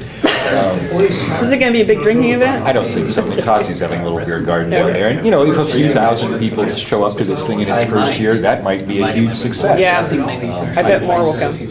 Conceivably. I'm encouraging them to think of themselves as part of the mosaic of entertainment and culture that is happening around where Eugene Celebration would be.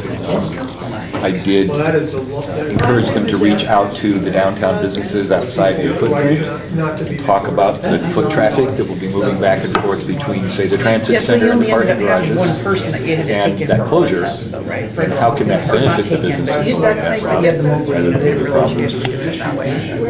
Yeah, where I mean, the other police were in there all the Today, time. speaking to because Tony every single Weber, person- downtown. I mean, that, I got to know a lot of them EPD pretty well. employee, because they were there longtime every city day. employee, With, like, she has something to do with the downtown guides. They just tried to get them in quick, but if there was something. I called her for some information about who to talk to downtown, so our impacts, how can we be They're sitting proactive? there in Virginia. She had everybody's names, phone numbers, and email Right beside addresses. Washington, Yeah, DC. she talked to this person like that, talked to Dave Hauser, Yeah. talked to this guy over at the bar. Sounds like That was they, and I don't really know if that was the only thing. Festival is going to be. Then, like Bob said, that thought it would change. I might have not realized that those were all the people that selected the board test. Is what their impact is I inside. just know they were in there a lot. And what they did is they had one sample that was tested at the lab. Bring it up with you. Thanks, thanks for the warning. So when you get those phone calls in your mails, why did the council allow it? I get the Whitaker Block Party well before that. Yeah, I betcha. Right on my corner. Said, which lab do you want the other sample? But it's only a This will be, All the this will labs be in the area. million compared to that. Was it like a? Yeah, I know, it was crazy last year, like 10,000 people came. 10 Yeah, labs, that's we not said really a block something. So they drew two It's samples. astonishing. Yeah, well, social media I don't and know how all much that that. cost, but. Well, and some people have said, it's like the Eugene Celebration used to be. Well, that's what I'm hearing from some of the folks working around the festival of Eugene. Interesting, is right? We have an ambition to remember them never become having a forced Eugene somebody to celebration get a become. sample. So we want to start like this, free, all volunteers, community benefit, and then stay that Oh, way. yeah. Yeah. I think that sounds. Maybe if we ever get successful, we'll pay 5 people. Oh, yeah, that's probably, and I have no idea how much Yeah. you're finding. I actually had to talk them into the I would idea have of no putting idea. out voluntary donation Yeah. barrels. So, And people will want to donate. Oh, no, I said I worked on street fairs in Seattle and San Francisco since, let's say 1961 or something. And a lot of them started with, 4 barricades and a band on a flatbed, and are now routinely raising over $100,000 a year for charity. Now, you have to pay to get in. It's still a tiny amount. And what they do is farm out each gate to a nonprofit who provides the volunteers. All the nonprofits pool the income, because otherwise the people who got the crappy gate are not happy. This had not occurred to them that they could raise money for charity or their own event voluntarily. No one turned away for lack of funds on it. Suggested donations. Oh. Why not? Yeah. Good idea. You got charities. If you want to be a community benefit, if you want to be a nonprofit tax-exempt organization next year, public benefit is very important. Yeah. See what comes of that. Cool. So if you have got any nonprofits in your footprint, I wouldn't you think are good recipients of any penny they have left over, let them know. Well, I have a very self-serving suggestion of the nonprofit I work for, but. Well, I Let me guess did which one mention that in is. the very same conversation. It's like, what was that again? I said Elche. Yes. Here's the last one. What do they do? Oh, there's more. Well, it would fit right in with the health and wellness fair. It does. Yes, it does. But I can think of it. Yes. Well, since I brought it up to them. Thank no you. conflict of interest. Very good. That's very nice. Thank you. Coffee. That's great. I'll keep you posted. I will Okay. call the meeting back to order. And we'll get on to the next topic here, which is the chief's report. And Chief, you're on. Have another cookie.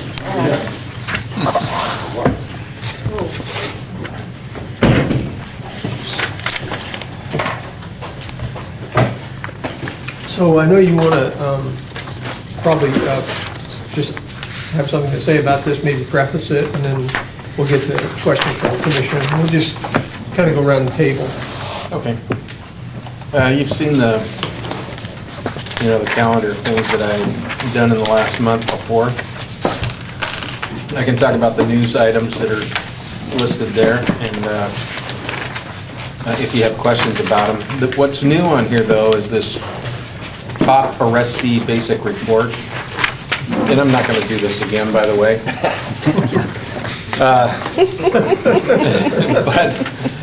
But this is public. This is information I can choose to provide to you.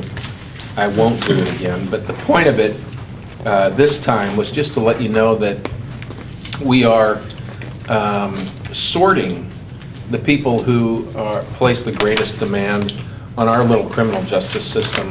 These are municipal court folks. These are people that rarely find their way into state court. And there's an answer for every one of these individuals, a unique answer for each of them, so that they're not being arrested over and over. And the point of generating this list is to find that unique answer for each of them. And the next page is just a couple of profiles again. This is something I wouldn't share again. What you see are the crimes on the left that they've been arrested for, but just examples. But, and those are typical crimes of the folks that you'd see on the list on the previous page.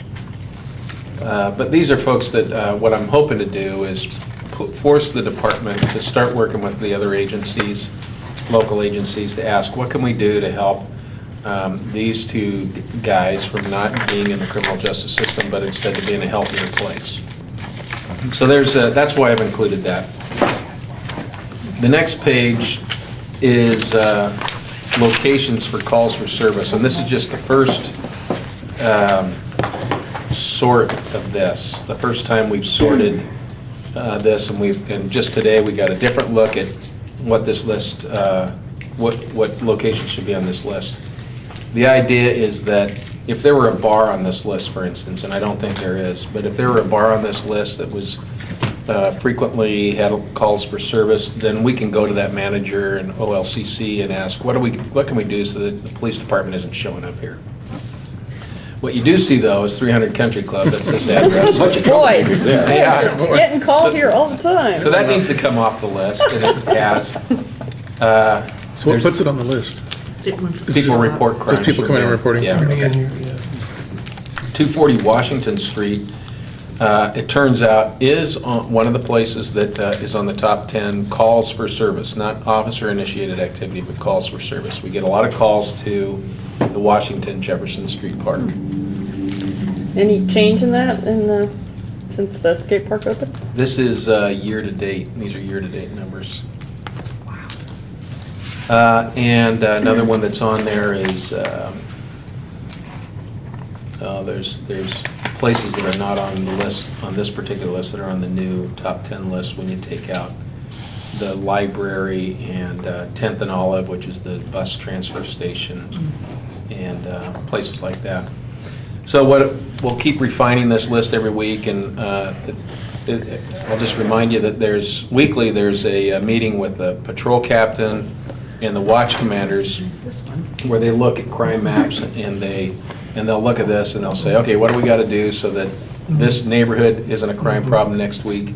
And the other question we'll ask is, what can we do so that this address isn't a place we're going to week after week? And on the previous list, they'll be asking, what can we do for these top 5 individuals so that they're not on this list in the next weeks? So that's what this is all about. And then, so that weekly meeting happens, and every 2 weeks I meet just alone with the division managers. We have a different kind of a slideshow we go through where I ask them what processes are they putting in place to better deal with crime. Let's see here. And then the other thing that you may not have seen before is the traffic accident, motor vehicle accident, MVATE activity for May 27th through June 23rd. And these are the top intersections where crimes happen. So we'll just take the first line that says Washington Street, West 7th Avenue. Year-to-date in 2014, there's been 104 crashes, or there's been 104 traffic enforcement unit encounters there. That means we've stopped cars 104 times at that intersection. There's been 20 motor vehicle accidents there year-to-date. And that compares to the year-to-date 3-year average of 22.3. And so there's been a 2.3% differential. You see that? And if you just bring your index finger all the way to the bottom of that differential column, we've seen a 14% reduction, or 14 crash reduction year-to-date in these intersections where we have the most crashes in Eugene. About the 18th and Chambers, noticed that showed up in the top 214 calls. I know a fair number of those are shoplifting, Albertsons, Primart, 7-Eleven, so on and so forth, because we keep track of this in our neighborhood, and that's a corner of the neighborhood. Is the rest of that traffic, because I see that scored high. Which slide are you on? Top calls for service. Top calls for service, yeah. I'm remembering the slide we were looking at today. The Walmart on West 11th, the supermarket you're talking about at 18th and Chambers. There's about 5, I think, Winco, Valley River Center, might be another place. There are about 5 places that are just retail shoplifting calls for service that are in that top. So I don't know how we're ever going to get those off the list. We may just put them on their own list and then keep moving up. What are those locations that are placing a demand on us where we can change what's happening there? Right. So that they're... Because in particular, the corners of our neighborhood, you got the Albertsons there in the northwest, you've got the Safeway over at 18th and Pearl, and the shopping center out at 29th and Willamette. And day after day, if there's any crime in Friendly, there's nothing else in the whole neighborhood. Those will have dots on them, and it'll be shoplifting. And particularly the one at 18th, that's just a fresh crop of college students every year. So you're not, until college students have enough money to buy all their food instead of stealing some of it, that's just not going to be something you're going to make a dent in. 18th and what? 18th and Pearl. Oh, yeah. Those are the athletes, right? I'm not sure who's down there. It's the ones who are too lazy to go out and steal from the market of choice, I think. But I agree with the sensibility of filtering those out as, yes, you have to keep paying attention to them, but that's what store security is largely doing. It's not you guys catching those people. Yeah. The other thing I want to cheer you about is focusing on some of these habitual offenders, problems, so on and so forth. City, county, and San Francisco at one point did a study on their habitual, not only who's handled by crime, law enforcement, but who's handled by the emergency room, mental, and it was the same 8 people were costing the taxpayers over $100,000 a year. One guy had like 82 ambulance calls in a 2-month period. Every one of those is $1,500.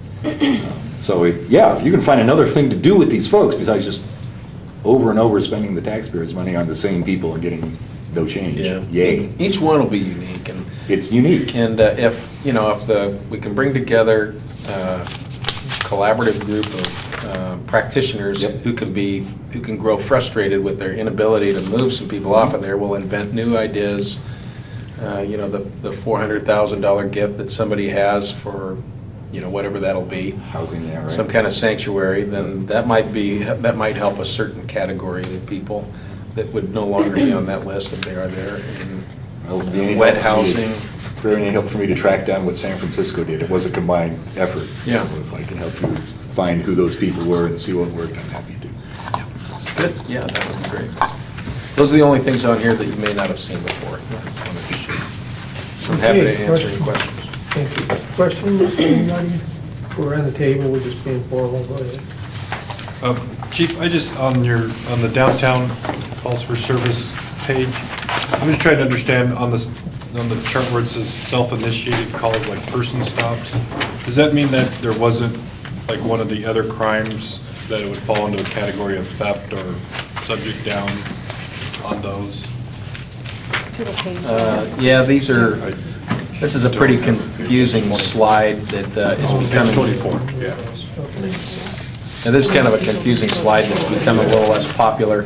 These are, a lot of these are self-initiated activity. You're asking about which now? Like where it says person stop, the self-initiated calls, does that just mean that the stop didn't turn into being like a disorderly subject or theft or dispute? Is that why it's not in the bottom, in the other categories? No, this is an officer sees somebody commit an offense, and the officer stops them for whatever offense. It's a pedestrian or a bicycle, it's not a car, and it's not a call for service. And it could result in an arrest or a citation or field interview card or nothing.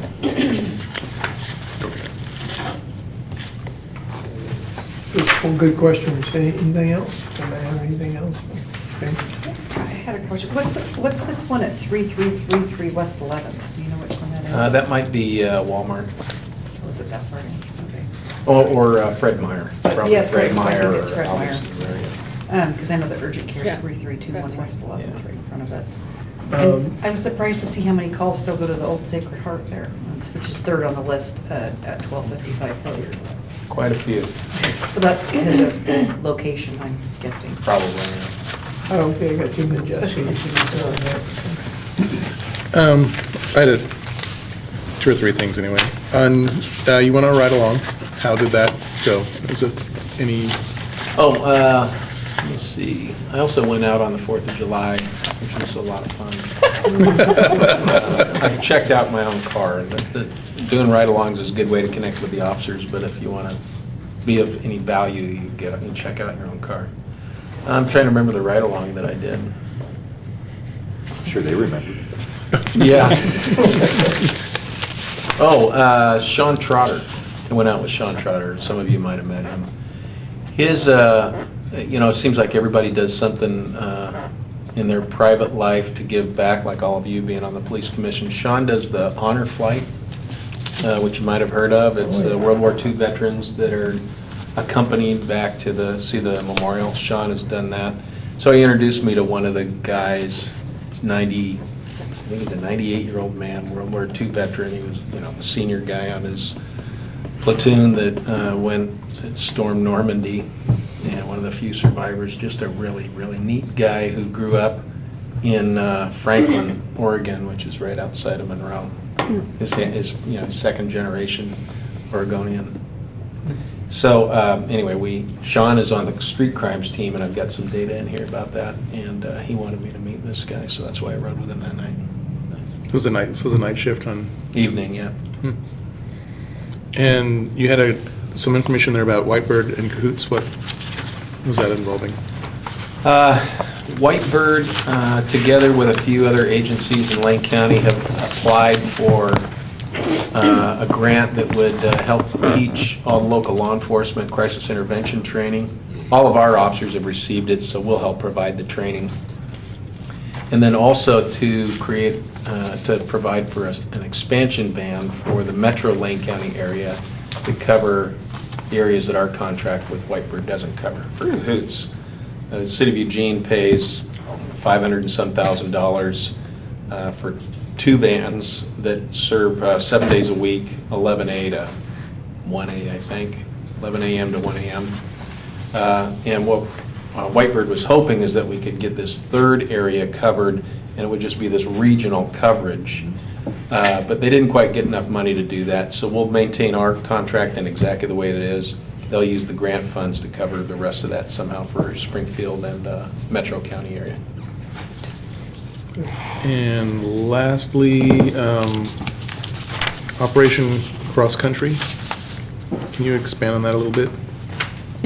I don't really have a lot of information about it. It was actually something that somebody at work brought up, that they had started hearing, they'd heard about a lot of the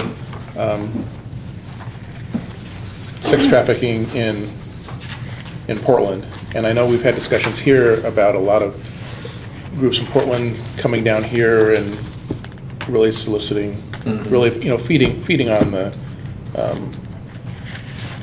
targets. They know what they're looking for, and they know what they're after. Feeding on the weak, that are disenfranchised. So they were talking to me about that. So, and this happened to hit, at the same time that we were kind of talking about that. And I said, yes, there is a problem. You just don't hear about it as much here, but we do have issues here.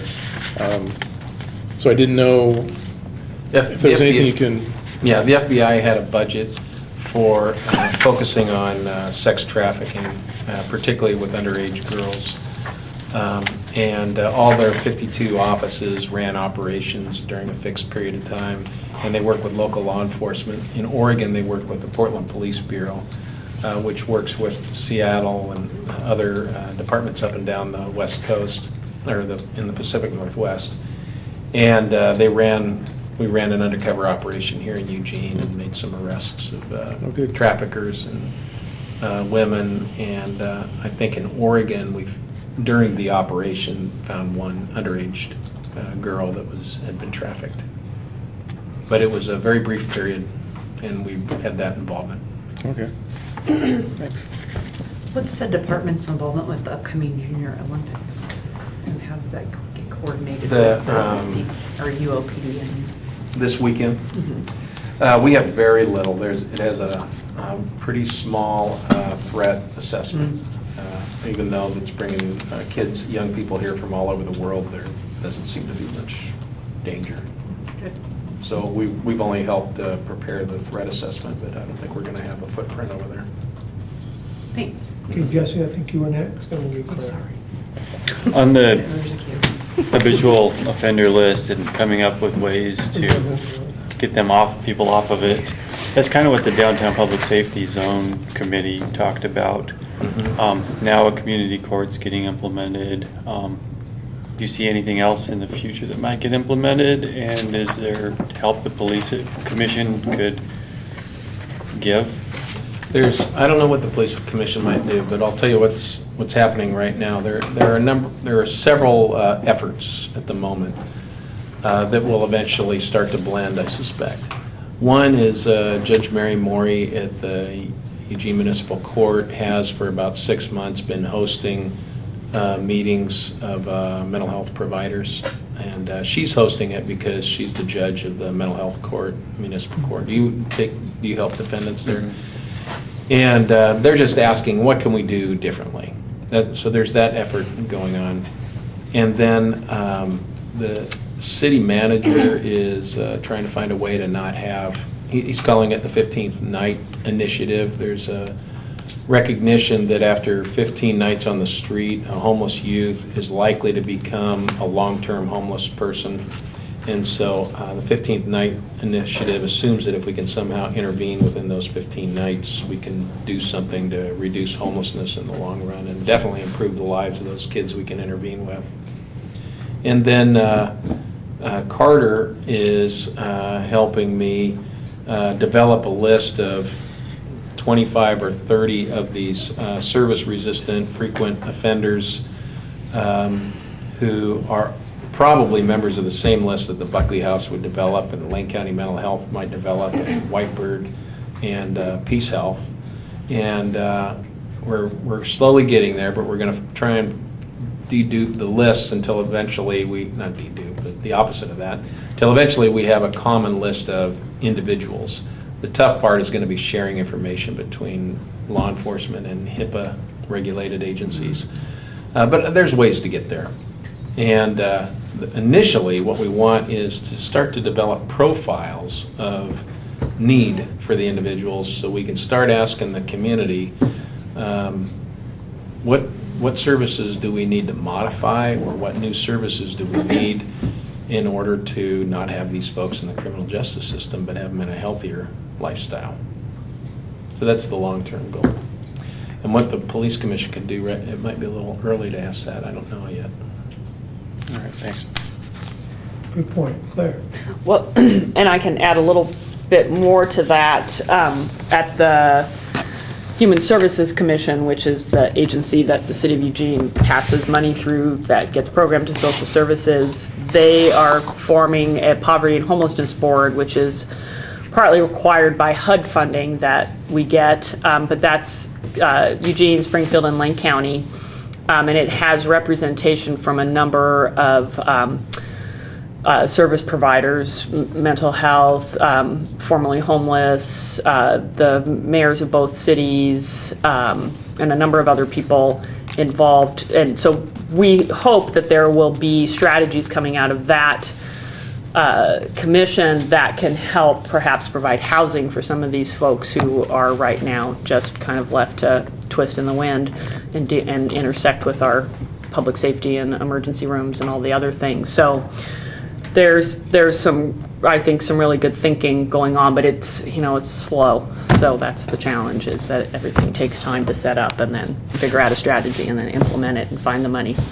But it's that, as the chief said, there's a number of things going on, and so that's another one of the pieces. I had a completely different topic to ask you about, which was if you had any feedback from your officers about the fireworks enforcement and how things went for them that night. We got mixed, feedback. There were people who were like, "You passed this law and nothing changed," and there were other people who said things were a lot better this year. And I'm definitely one of those people who felt like there was much less than in years past, and the weather was the same, so it wasn't weather related.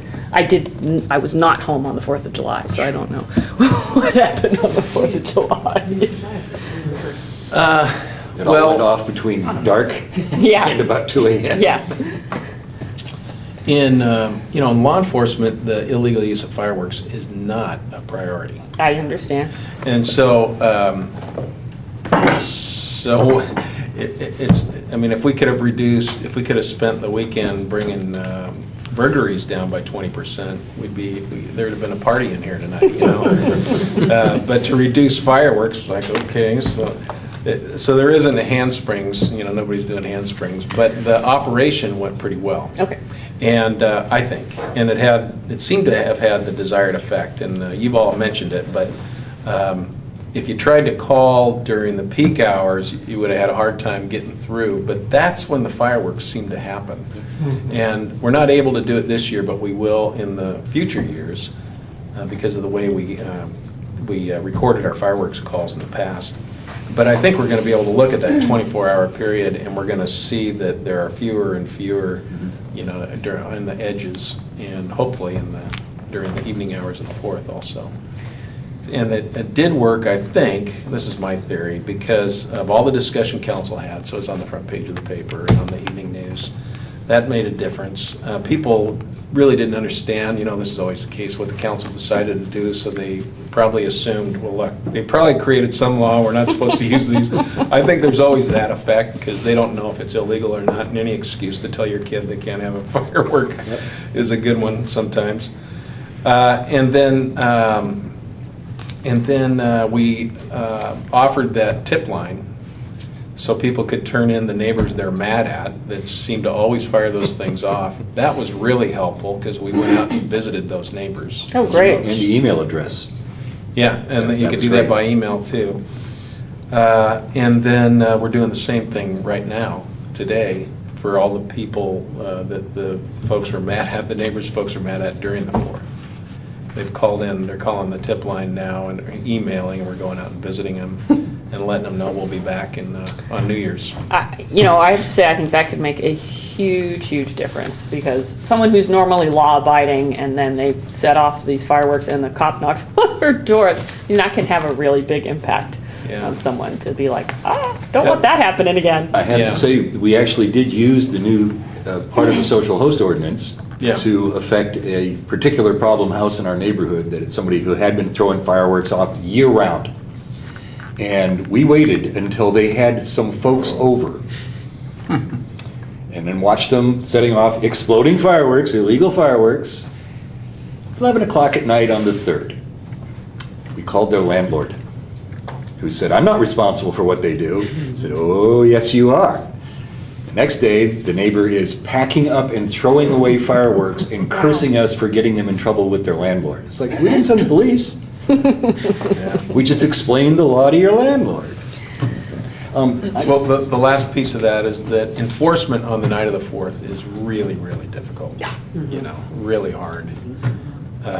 But we've 9 citations, so the good thing about that is that it says you could get a ticket. Yep. You know, so. And I also think, I feel like you guys did a very good job using the PSAs and getting the message out and having the paper carry the information. So I felt like the public outreach piece of it, regardless of the the coverage of the council, I thought was really good. So thank you. It was all over Facebook. Yeah. I actually took Melinda's press release and just copied and pasted that and sent it out to 12,000 Facebook accounts.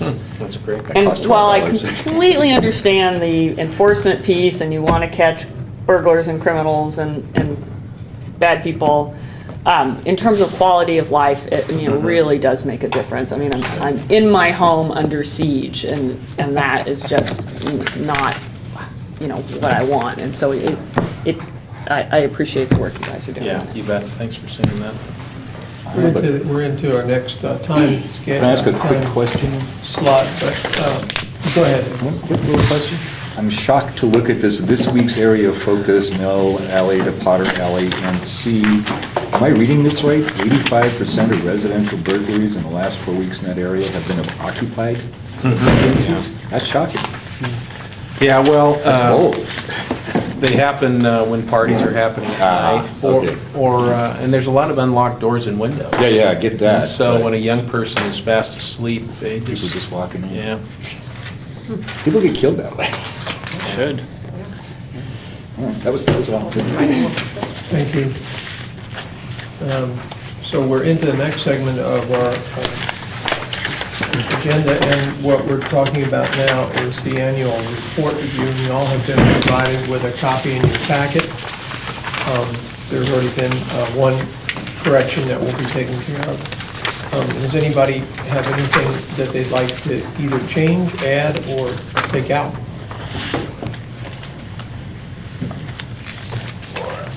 You take it here, or you just want, and this may be the part that was already corrected, I don't know. It's on page 29, the first line under work completed in FY 2014. I'm not really sure what it's saying there. The police commission completed review of the policies related civil, it's supposed to be related to civil disturbance? Okay.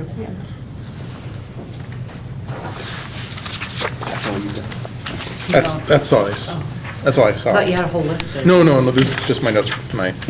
So the question is to the commission, is this adequate to represent what we did in the past year? Do you feel like we left anything out? Or need to change it, add anything?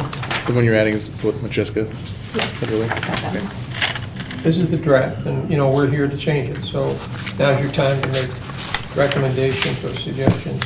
We had one tonight from someone, so Claire? Just a kind of persnickety cleaning up on the last page 30 in our packet.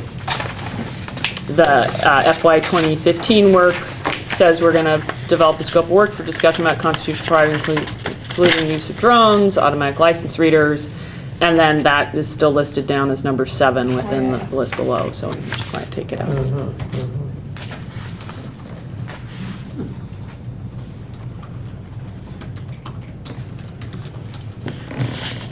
Unmanned, what do you call it? Unmanned aircraft? Aerial observance. UAVs. Yeah, so I'm not sure. Unpersoned. Yeah. Trigger word. You want to stay away from trigger words. As a former pilot. And it's a male gender. going to stay away from trigger. Drone, to refer to men also. There you Such a go, drone. the drones, yeah. Yep. I'm not going there. Or bees, which is also another topic for another day. Bees. Eugene. Strapping little video cameras On the bees. So we have a motion then to accept the report and send it as corrected. So moved. Moved by Edward I'll and second. seconded by Claire. Any discussion? All in favor of the motion, say aye. Aye. All opposed? And motion carries. Thank you very much. That's the easiest part of the agenda for me. We have next is survey. Yeah, we had in your packet, Carter has made available comments about the survey and follow-up on that. So somebody want to start the discussion off or take some action on this? If that report is okay with you, then we can leave things as they are. If it's not, they tell Well, me. go ahead. Okay. I wonder if it might be appropriate to, assuming the annual report's going to be forwarded to the city council, to include the results of the surveys as an attachment with our annual report. You know, I think I reported on that at our council meeting, didn't I? But I don't remember because it's been a year now, so when we went to make our report to council, did I I include can't that? remember. I think you mentioned it. I did, but we didn't give the actual survey, you're right. So wouldn't that Because it's be not good? super lengthy. It is. Oh, it This is? is only an excerpt, Oh. Yeah, Yes. it's pretty long. 15 pages. Because these Yeah. are not, they're just, They're not Examples. tabulated. they're not see. tabulated, they're just reporting verbatim what was entered by officers. But do you think it would be interesting? I think some counselors would appreciate Okay. seeing the survey. So do we need a motion for that? There's consent, you don't. Can you just include it? Can you include it? There's unanimous. The By survey, unanimous consent, we don't have anybody objecting? the survey from 2011? From No. the officers, Yeah, that Yeah, would be 2013, right. Last yeah, year. last Yes. fall. 2013, yeah. The 2013 is not Last fall, lengthy. actually last spring. Carl, I think you're talking about 2011 though, right? No, this one right here. Yeah, the Yeah, 2011 is spring. lengthy, the 2013 is not lengthy. The 2011 survey was the marketing research Right. survey of people in Eugene. Is that what you were referring to, or? I was thinking both surveys, but Okay. I hadn't noted the 2011. That one went to the council. So, That one definitely. so then I Several think, years ago. then don't resend it, Okay, but do send the EPD survey. okay. Any objection to that? We'll go by unanimous consent and include that in the annual report. Mr. Chairman, maybe it's useful for the council to get a link to the lengthier one on 2011 and let them kind of see, because the theme is the surveys itself, and even though we sent it before, it may be useful for those who might be interested, just to get a link and not the full report. Yeah, the 2013 survey is 10 pages, and the 2011 survey will send out in an upcoming email to everyone. Including the commission also, as opposed to the city council? Because I never saw it. You never saw. It was before I Oh. existed. I will send it to the commission. Thank you. Yes. And that I was have a a question. statistically valid. I have a question about our work plan I should have brought up. It says on the last page that in 2013, the commission conducted a survey of the police department employees with the intent to repeat that survey and is tentatively scheduled to be completed in fall of 2014. I don't remember us wanting to do that again that soon. 1 year later? There was conversation when you did the employee survey, and that's the conversation that is in the memo about surveys. Do you want to be doing that again? If you don't want to be doing it again, then we'll strike that from the Okay. annual report. I didn't want to jump ahead, but I was like. Yes. That's, you Why Well, know, that's like a we've few already- months from now. Yeah. All right, so we've already agreed to sending the report to council, so that's by unanimous consent. We approve the motion for the the annual report. Obviously, if we take some action on the survey tonight, that will be amended in the annual report, because you wouldn't put it in there if you're not Right. going It to. says tentatively. So anyway, we need to talk about that. Who wants to make a motion to open that up for discussion? I move we open it up for discussion to discuss whether we're going to do the survey again in 2014 or later. We have a motion and a second by Jesse. So, discussion on the motion. This is what we're here for, so let's bring it out. Edward, you're first. Yeah, my first concern is, part of the purpose of this survey is to track changes or progress. You don't need to do more than one survey if you're not tracking something happening over time. And if I was looking at this survey when I came onto the commission as relatively new information, I gathered. Has enough time passed for answers to be meaningfully different? What would we be asking them that aren't these same questions? Is it time yet for a survey would be my question. And my suggestion would be able to wait at least another year. Okay, so I have one Carlos and then Jim. Yeah, and I want to just second and add to the comments of my colleague, Edward, that change over time in looking at these surveys, that's very important for us to measure the attitudes over time and the areas of concern, but also the opportunities that not only the police commission, but the police department may have in terms of engaging the community. And I thank you for your willingness to put it on the agenda. Okay, I have Jim and then Tamara. I agree with Edward, and that's why I was I'm glad somebody pointed that out, because I think it is a little too soon. I think at least looking at it, at least saying we'll look at it again next year to see if it's something that we want to do again. And we may determine next year that it's still too soon, but I think definitely 1 year is a little bit too soon. I don't think there would be a lot of change in an opinion. And I'd rather wait to see if, as some of the staff ages, some of the EPD, it's really old, but as they gain more experience or something. And especially with the way that we've kind of changed our focus in this fairly recently and how we're handling things, I think right now I'm not sure that how well that's known. I would rather wait until we have the opportunity with a little more time behind us to see if things effects change. of our actions. Yeah. Thank you, Tamara. Oh, I thought you said you were like, thank you. Never. He ran at you and said thank you, and then Tamara. I was like, well, I didn't say anything. I agree with that it's too soon. I think a year is really soon to undertake a survey again of any kind. Although, when Carlos was talking, it did make me think about, part of this survey is about feedback and what the commission's work. It informs the commission's work to some extent about how the EPD officers view the commission's work. I wonder if we shouldn't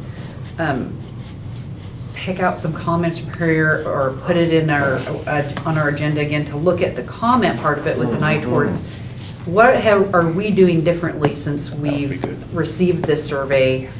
What parts of this what of these comments, maybe the top 10 comments that we have a chance of impacting? And maybe do that sooner rather than later, and then the survey again in some future year. Thank you. Okay, I have Bill, then Claire, then myself, and then Juan Carlos. I'm going to have to be the one that's going to disagree a little bit. First of all, I think if we did it in spring of 2015, it'd actually be 2 years. But I know we do at the bank, we survey our employees every year.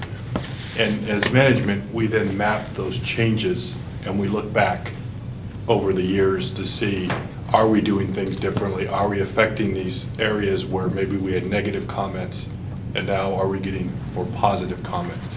But if you don't track that regularly, you don't know if you're really doing work that's affecting the department to the good or the bad. And I think if you wait too long, then you have a whole different group of people that are answering your survey and you're not kind of keeping that consistent. So it's something to think about.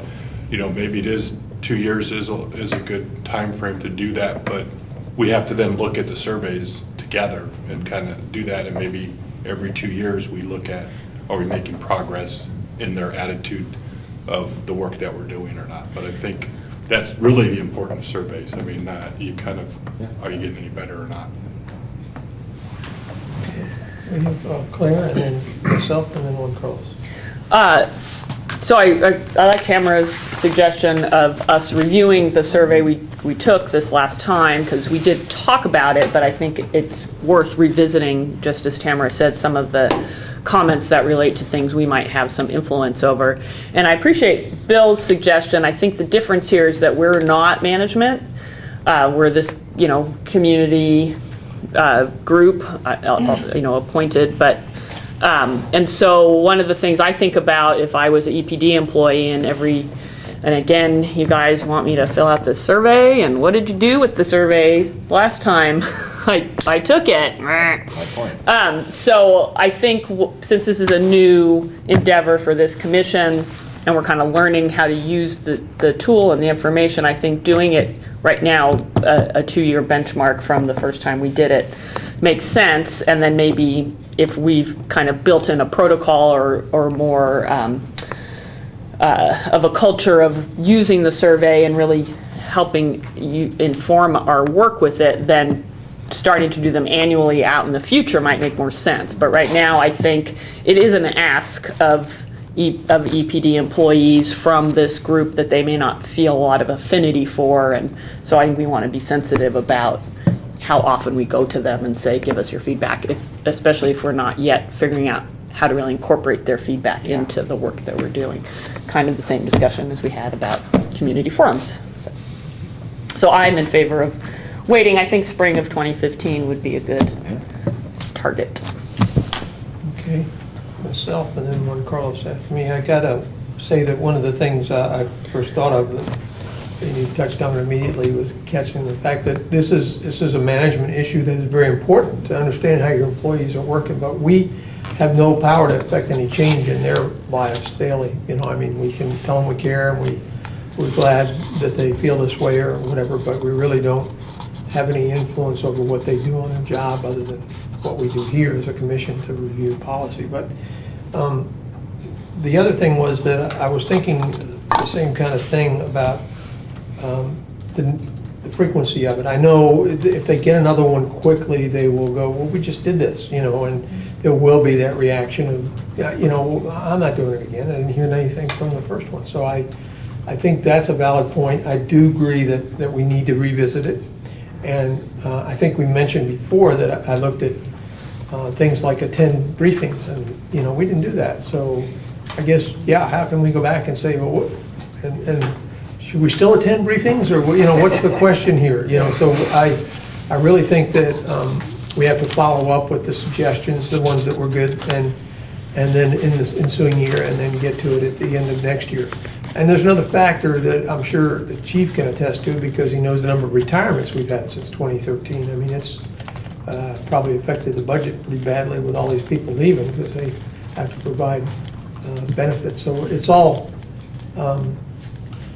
turning over. I see every day I see new guys coming into the building. It's like, that guy, it's like they're hiring faster than they're losing to hire. So this is a whole turnover of people, and a different perspective, I think, even though it doesn't work for management, might work for us, because we may see younger people coming in with different attitudes that we like.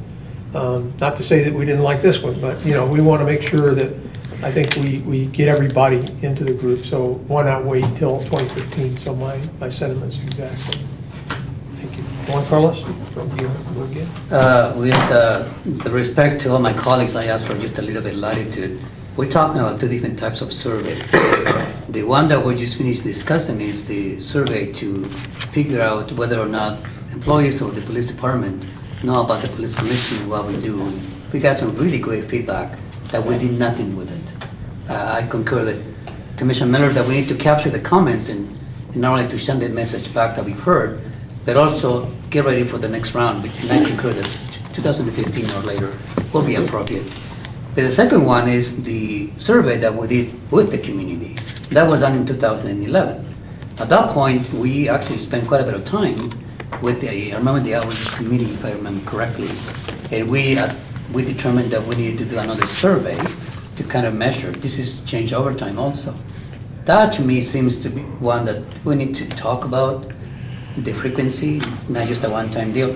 And again, my job is not to look at how much money it costs. It costs the chief $6,000. And at the same time, I think it produced a lot of good information that I know you were able to use back with the community. That survey will need to be administered again for the commission, since the commission decided to be the business of survey, to do it again. This is back in 2011, to measure change over time with the community and the community's attitude towards the police department, who they own. You have to have a second one. And I know it's a matter of budget, but we have to make it happen.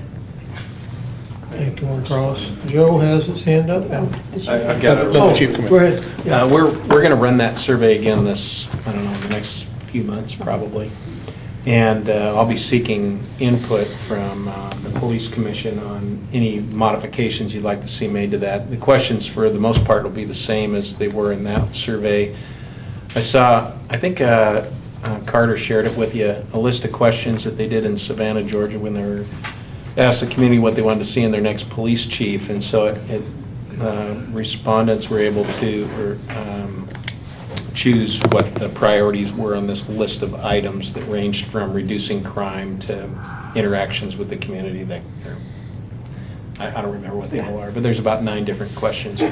So we'll be sharing that with you by email, since you don't meet again till September, so that you can provide some feedback on it.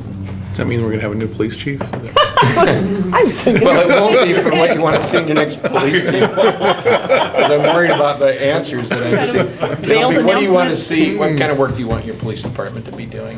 It's essentially what that question asks. Anyone would be nice in a new police chief. Joe, you Yeah, I do concur with Juan Carlos.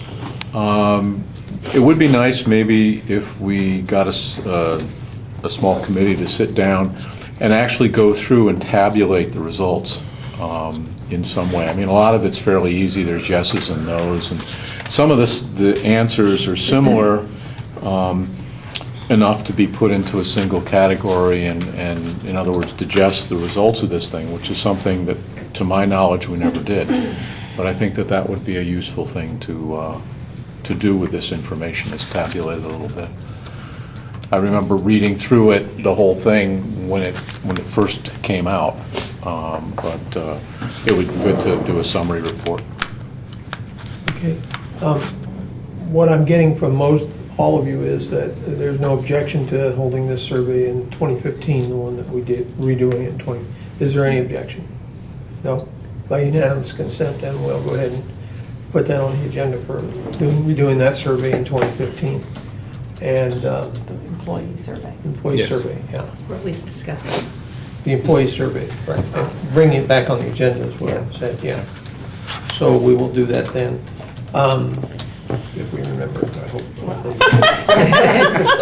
You're going to remember that, right, Carter? She already put it in the box. The aging workforce that Jim I was hope talking about. so. Juan Carlos? Just let it reflect the record that I, as an individual commissioner, like to support the chief in going again in survey, and do the survey once again, and I appreciate that you jumped in and willing to do it again, so I'm supportive of that. Thank you. Thank you. And were you finished with your? Well, I don't know if maybe I should make a motion out of that, and that we have a small group of 2 or 3 people that sits down and tabulates this thing. So I'll make that a motion. Do I have a second? Second. Seconded by Edward. Okay. Discussion. Claire? Question, if it wouldn't be something that Carter could do, if that is not appropriate to ask her to do, or if you are asking commissioners to do it for a particular reason. Well, if Carter wants to do it and the chief wants her to do it, then that solves the problem. But if not, I think there's probably the labor to do that in the group. Okay. I'm fine with either way. I think, well, first of all, you've got to consider her time. It's staff time, so somebody else has to pay her to do that. I understand. So we have to I'm one of those decide people. whether- And secondly, whether or not she has the time to do it. So That's what I was asking. I was wondering too, same thing, so. But we're open for discussion. Who else would like to speak? I have my. Edward, and then, yeah, I do have Tamara. Tamara, sorry, I forgot, I wrote you down here. Tamara, Edward, anybody else? No? It's Tamara. hard sitting next to you, Paul. Okay.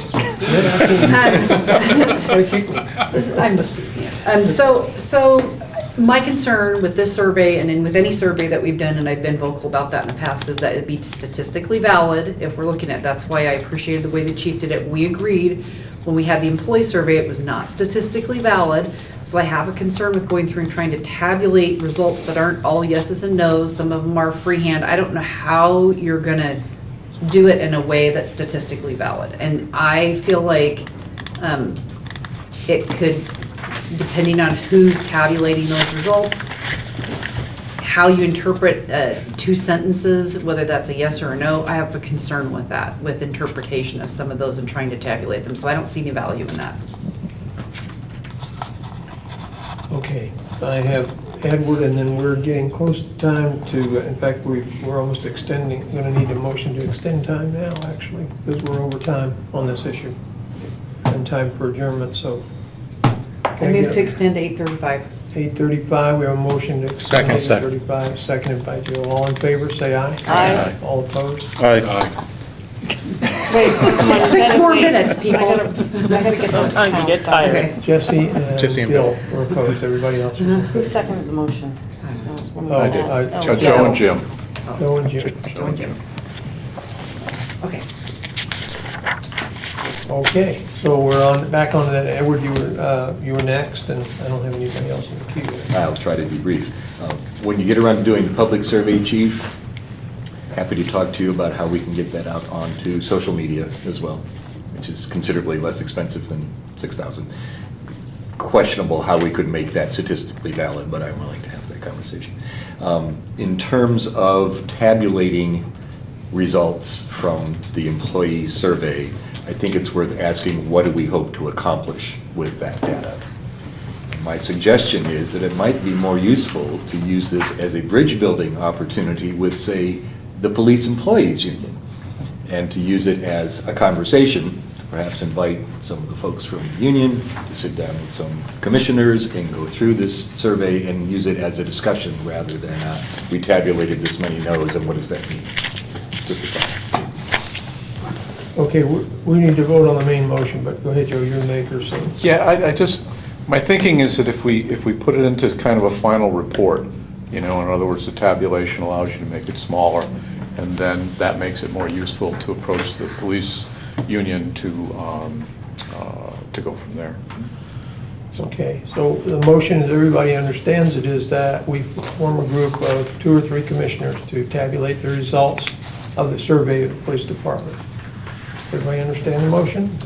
Okay, all in favor, say aye. Aye. All opposed? Aye. Aye. 2 opposed.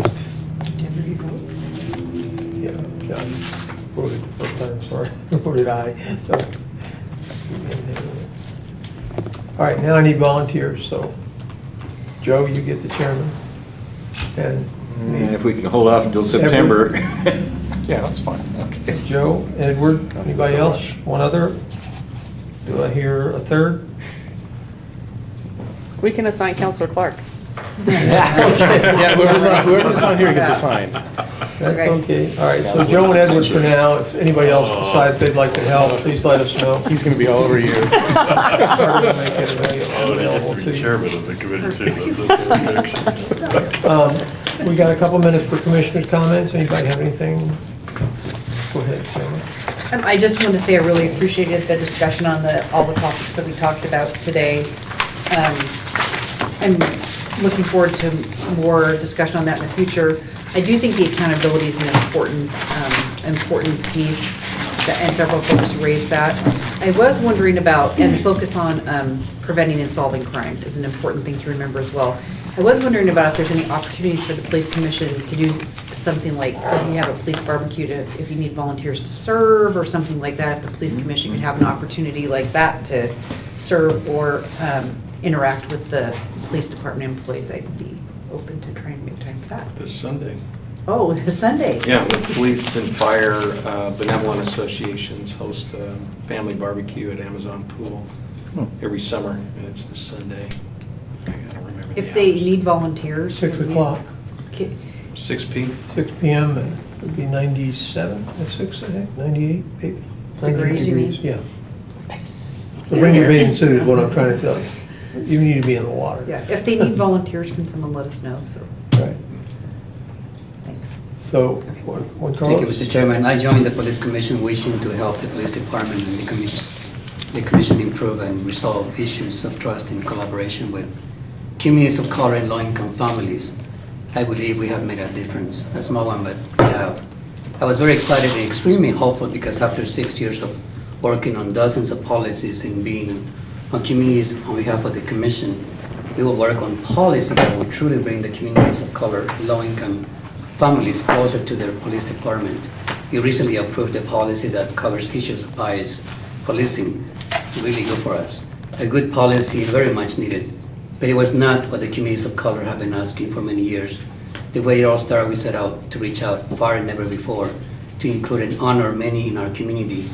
I used my reputation, credibility, and inclusive approach to personally speak with and convince many of our elders in our community that the time is now to address inequities with the police department's work.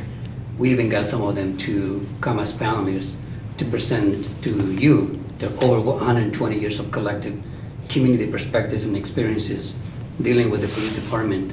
Yes, many of them asked me if this would be it, if this body will listen and will take action this time. One by one of the panelists gave you feedback and urged you to take a stand on racial profiling and other community impact issues, and I believe you were ready, and that a few things were about to change. What followed were several sessions on which written and in-person feedback from the community, from individuals, and from at least one civil rights entity presented. I am very proud of that process, and I am deeply appreciative and respect the work with it with Bill, Joe, and Edward. Like many out there, I was all ready for us to turn the page on racial profiling and therefore increase the trust and to believe in the police department and the police commission.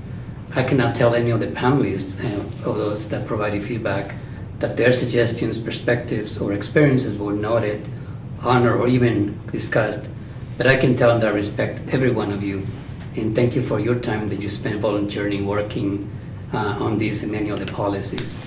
Based on today's discussions and about the scoping on the upcoming policy on emerging technology, and your intent to use different means of doing the police commission work, I am hopeful, and now it will be interesting to see what happens, or what actually happens. Nevertheless, commissioners, I thank you for the great and life-changing opportunity to serve on this body for the last 6 years. I need to move on.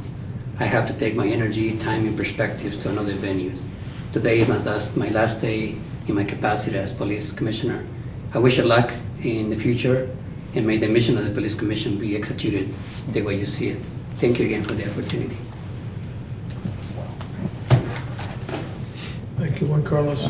I know, as chair, we all appreciate your service to the community and to this commission. You've served as its leader for a while, and you've done an excellent job, and I don't think your credibility has suffered one bit in the community. I think you've done a wonderful job. Thank you. Does any other commissioner have anything to say? It's of great import, because if not, we're at our hour of adjournment, and I'll adjourn the meeting then. Thank you. Did you want this card?